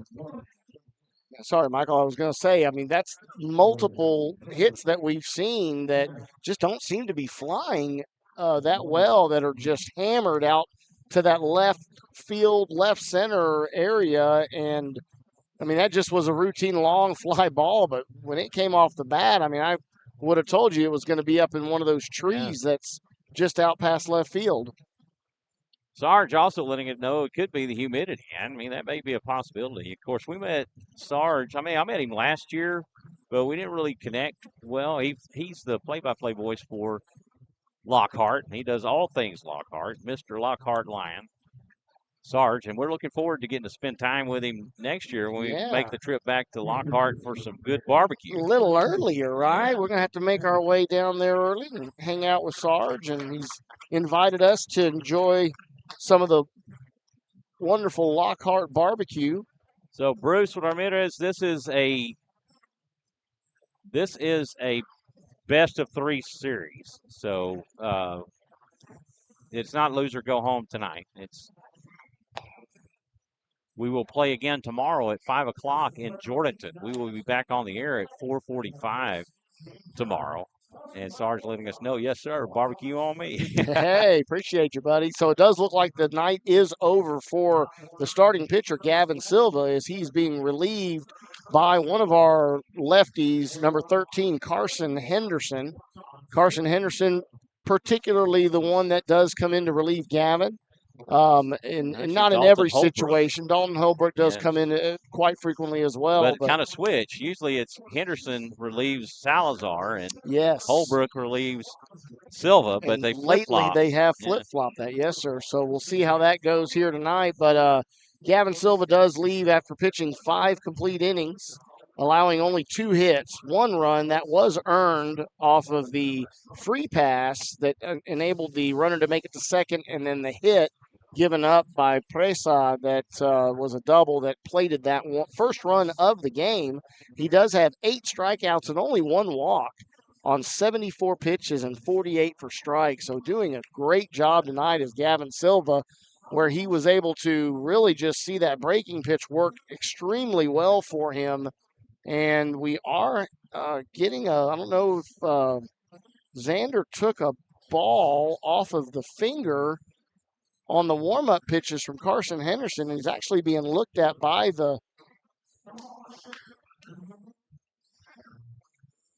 Rouse's trainer. Sorry, yeah, by the trainer, and he just shakes it off here as he's making his way back out. And yeah, that was the glove hand that was hurting him. So I'm not sure what happened there. That saw him immediately drop the glove and start shaking the fingers. That'll bring up. Actually, we're back to the top of the order with Kane Coy leading off the 6th for the Mustangs. Coy is 0 for 2. He has struck out and popped up to short. He will take a fastball for strike 1.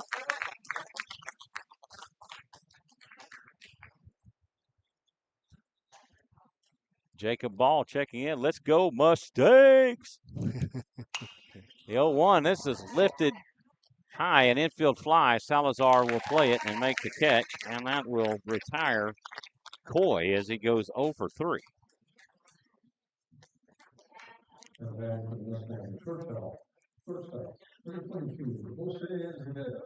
That'll bring up Jose Rivera. Rivera has singled. He has struck out, but reached on a drop third strike and went to second on the pitch actually going into the dugout. Yeah. On the carom off the net. Yeah. Fastball down the middle. Crazy curveball that bounces hard in front and just rockets off the plate. That little plate, the turf to plate transition. Fastball. Ooh.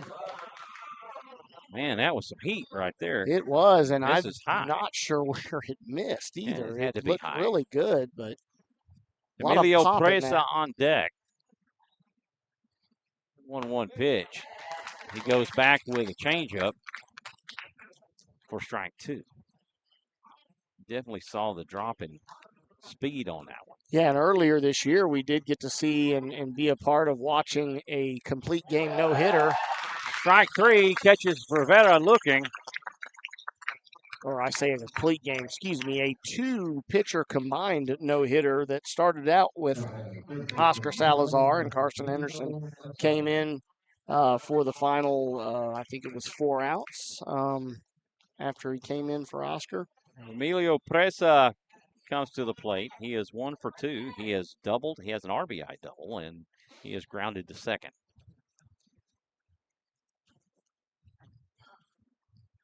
Henderson from the stretch. Slider misses low for ball 1. Yeah, Carson, one of 2 lefties on the roster here as pitchers. That pitch in for strike 1, and that will even the count at 1. Nadalin, vamos Presa. Bruce says, let's go Big Blue. Big Blue. Nadalin, vamos Chevy. Vamos Mustangs. This is hit foul. Just rolling over on that one was for strike 2 and 1-2. the count to Presa. Lefty on lefty matchup here. Very difficult a lot of the times for the hitters, as your lefties can really throw that curveball that just runs away from the lefty batter. 1-2. This is hit to second. Heinrich has it. The throw to first. And that will do it as they go in order in the sixth.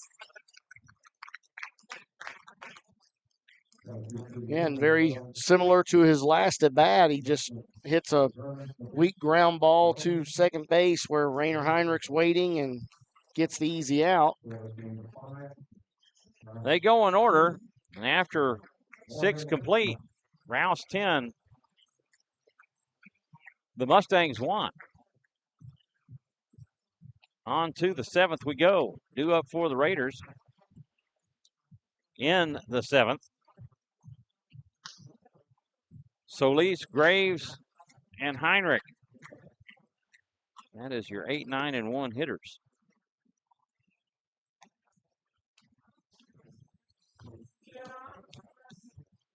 Omar Rangel, presa, presa, presa. Let's go Mustangs.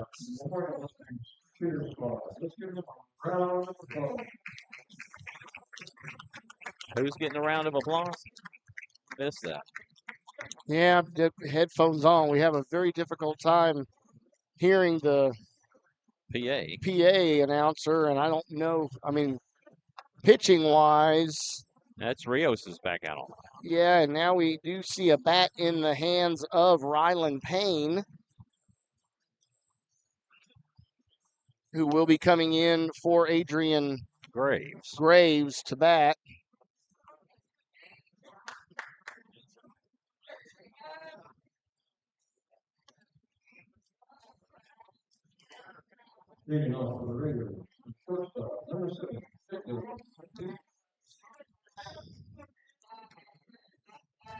Solis is 1 for 3. He has struck out, flown out to left, and doubled. He came around to score on the error by Rivera. There he booted the ball. That pitch misses high for ball 1, and Rios is like, where did that miss? Kind of cocked his head and There's been a couple of those. That looked like a pretty good pitch to me, Blue.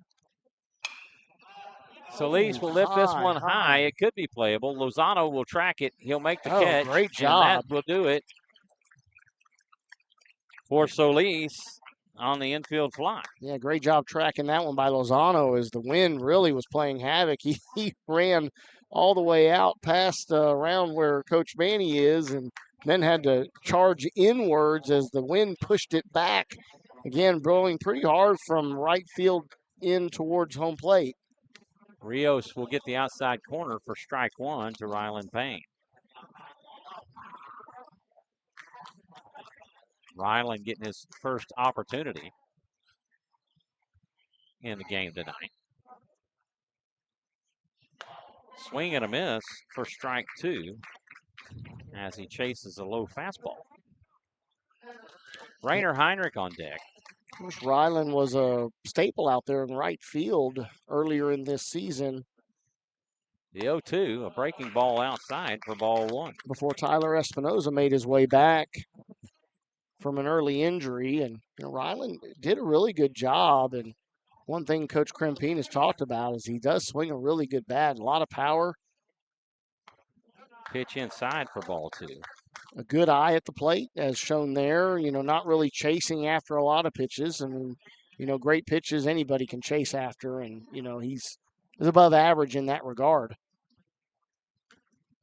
The 2-2 pitch, that's inside for ball 3, and Payne works it back full. And just like that, he's in a full count after falling behind early. Payoff pitch coming up. Payoff pitch misses inside for ball 4, and Rios will issue the walk. And that looks like that's going to do it for R.J. Rios. As coach is making his way out with number 27. I would believe that's the one I saw warming up, and that is going to be Nathan Ortiz, who has been warming up steady for the last couple of innings. And, yep, Nathan Ortiz, number 27, making his way in for the McAllen Mustangs. Memorial Mustangs. McAllen They're just in the Memorial. city. Think of it. They're like we're called Leander Rouse, right? We don't go by Leander. We go by Rouse. They're Right. Memorial, so they don't go I by gotcha. McAllen because their crosstown rival is McAllen High School. Right, so, right, yes. Right. That's So got to make sure I put so the we want to Memorial make sure in. Memorial. Yes, Right. folks, they're in back home. What was Nathan's McAllen. last name? Ortiz. Ortiz. Nathan Ortiz. And just a quick rundown for the efforts of RJ Rios. See, even Juan's letting you know right there, Jonathan. He says, who started the game for Memorial today? David On? Yes, David On started for Memorial today. So RJ Rios, 63 pitches, 36 for strikes. Does see him go 3 1/3, allowing 4 hits, 5 runs, 4 earned, as was David On, having 4 earned. Rios not able to record a strikeout, but did have 2 walks and 1 hit batter. So there's been 2 hit batters here in the game, and a combined, up to this point, a combined 117 pitches, 137, pitches for the 2 starting pitchers, or the 2 pitchers here for Memorial. So, yeah, a lot of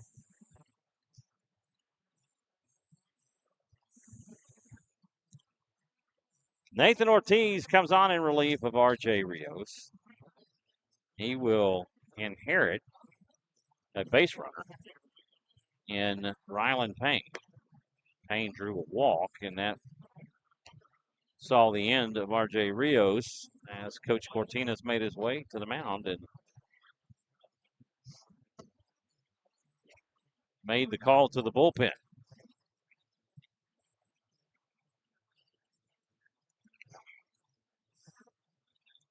Due up for the Raiders, Heinrich, Espinosa, and Salazar.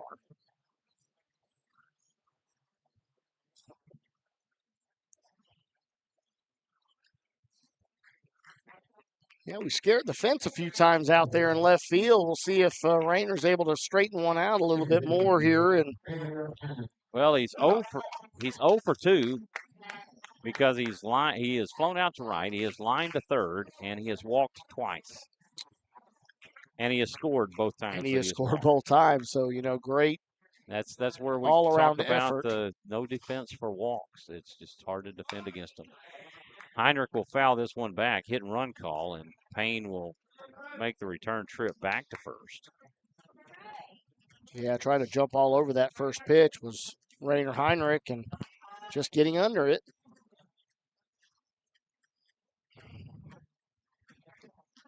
Tyler Espinosa on deck.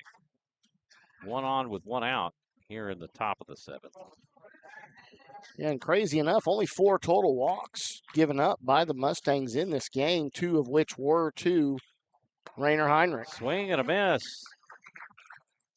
for strike 2, and Heinrich quickly in an 0-2 count. Yeah, great off-speed pitch there. Caught Rainer way out in front, just not able to. Well, the grip that he had on the ball, he had a different look coming out of it, out of his pitch. Take a look at it and see what you see. Oh, yeah, and a lot of spin on that. This could be trouble, but it will be caught by Flores as he gets on his horse and makes the catch out in shallow right field to record the out.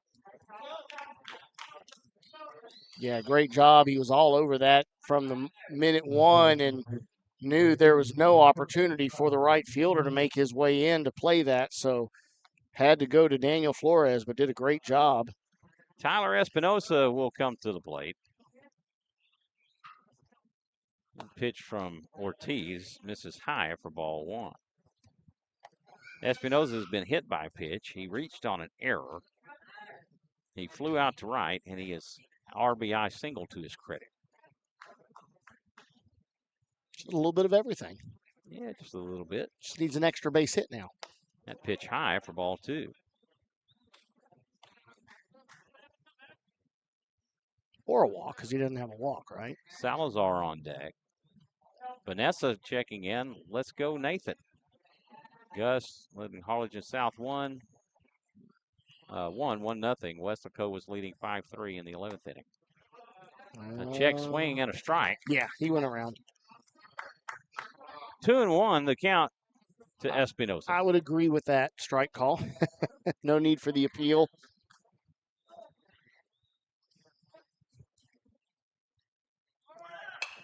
Espinosa lifts this one to right.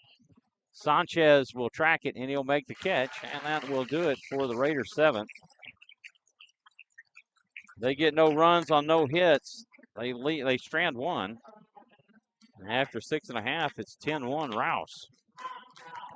And just like that, we will see Memorial Mustangs down to their last 3 outs to try to make something happen here, and able to plate the first run of this game with the two-base wild pitch. Emilio Presa. And then the double from Presa that, again, easily the hardest hit ball that we've seen so far here, as that thing just was, had it not been to the deepest part of this field, I believe that ball that he hit had an opportunity down one of the corners to go out of here to get 2 runs, but Trey Schluter has now made his way into the game, so only getting to see 1 inning of work from Carson Henderson, and now Trey Schluter, number 5, has made his way in to this game for the Rouse Raiders.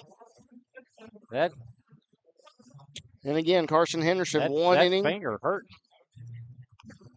for Forcell. He's still showing signs of it, huh? Man, let's keep an eye out on that, because that is his receiving hand in the glove that was shaking. And yeah, I think Coach had Jordan Comorn in tow there as he went out and said, "Xander, are you okay?" And he's like, "I'm good, Coach. I'm good. Just send him back. I got this." Brad Wright says, "Time for Cooper Dye to close this one. Cooper. Lillian says yes.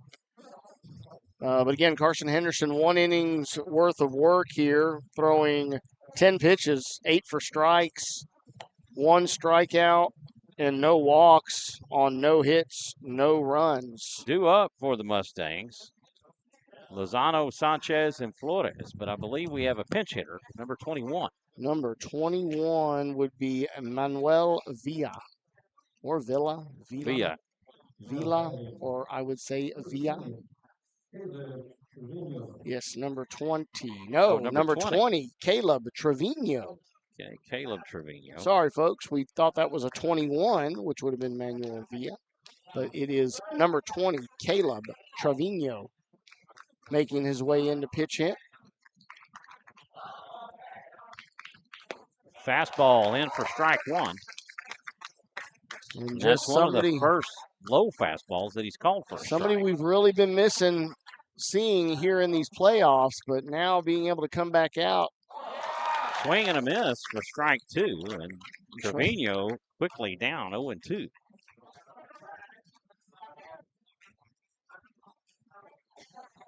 Jacob Sanchez on deck. Here comes the hook. The 0-2, a fastball catches him looking for strike 3 as he's retired on 3 straight pitches. That will bring up Jacob Sanchez. Angel letting us know that Manuel Villa will be the starting pitcher tomorrow for game 2. Oh, very cool. Okay.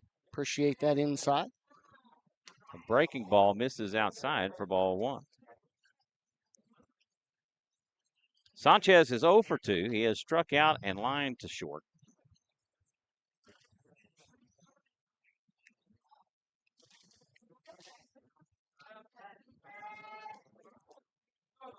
And Trey right back to work here, as he is very fast on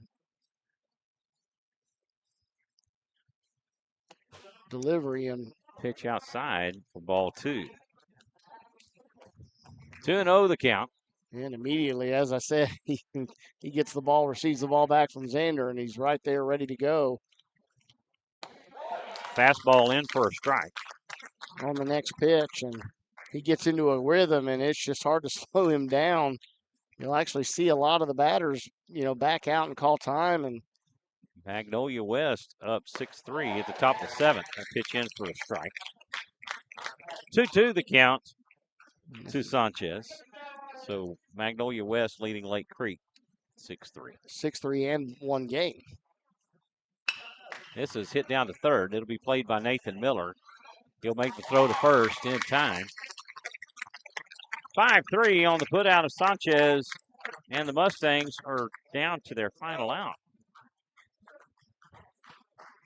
One thing Coach talked about, quite a few interviews this week, from Fox 7 News, and that'll bring up Daniel Flores, who's 0 for 2. He others. Struck out and grounded to third. He's talked about, he goes, he's been afforded a lot of great pitchers, in his tenure here with Rouse, and fastball misses low for ball one. This year is no doubt the same. As he says, man, I've got guys that are my middle relievers and relievers that are starters on any other organization. It's just his two go-to guys have been so solid. Fastball in for strike, and that will even the county one. 114 total strikeouts from Gavin Silva. Oscar Salazar's right there at 100 to 103 strikeouts on the season. He'll go in game 2, and there's not been a lot of need for these other arms, but the coach is trying to get him in there as much as he can and just keep him fresh and engaged. The 1-1 pitch, swing and a miss for strike 2, and the Mustangs down to their final strike. Schluter toes in from the windup. The 1-2 pitch. Fastball low for ball 2. It's good to see Trey out there. We've seen him in limited appearances. Deuce is wild for Flores. The 2-2 count. Breaking ball will hit him to put him on, and the Mustangs have a runner aboard. Well, again, you love to see him out there, but he definitely needs this, especially if he will be called upon later in this series. And, if we were to move on, all hands on deck. We have a pinch hitter, number 8. Number 8 is Sebastian Soto. Number 8, Sebastian Soto from Memorial Mustangs. And pitch in for a strike to Soto.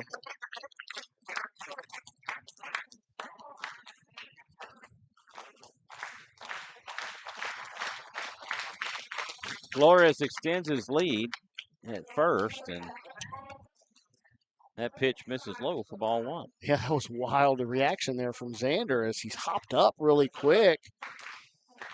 I think the ball may have squirted a little bit away from him, and he just wanted to make sure to keep it in front. Breaking ball in for a strike. There's the breaking pitch. Really wanting to try to keep that working. To their last strike once again. Cabrera on deck. Schluter from the stretch. The 1-2 pitch that is cut on and played by Heinrich. A throw to first in time, and that will do it.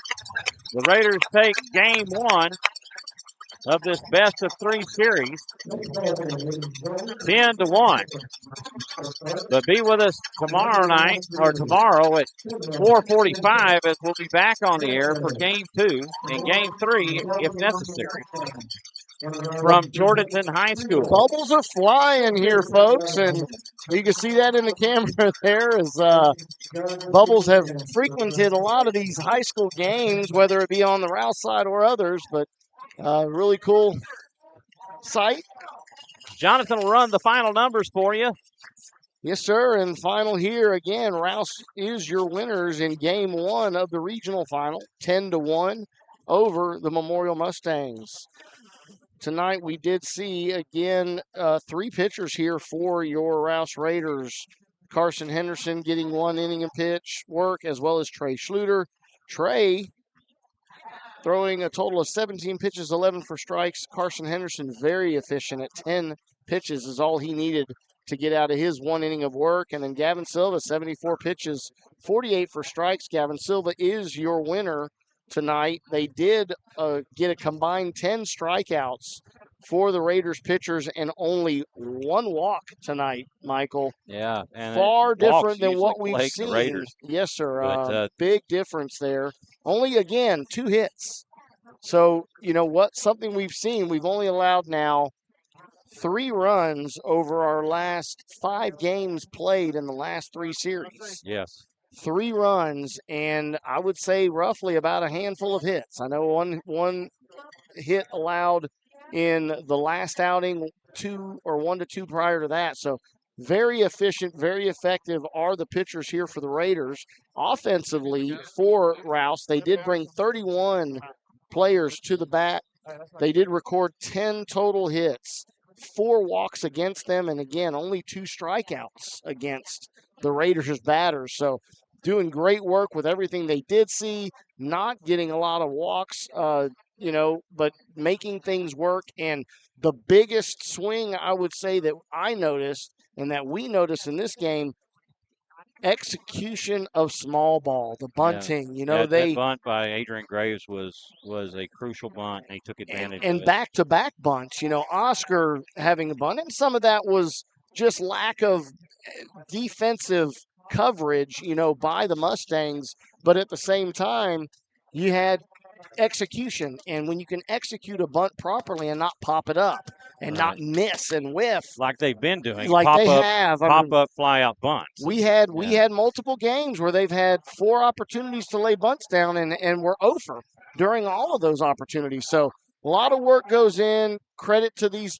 offensive guys where they've come in, executed when they needed to, and shown what it can do for your club, plating runs, creating errors, creating opportunities, and obviously 10 runs is what they have to show for it. Olivia says, mañana será bonito. And so with that, we will be back on the air at 4:45 for Game 2. It's a 5 o'clock game start, and Game 3, 30 minutes after Game 2, if necessary. If necessary. So we want to thank everybody for tuning in and watching Rouse Raider Baseball here on SHN Sports. For Jonathan Kaspar, I'm Michael Francis. Good night, everybody.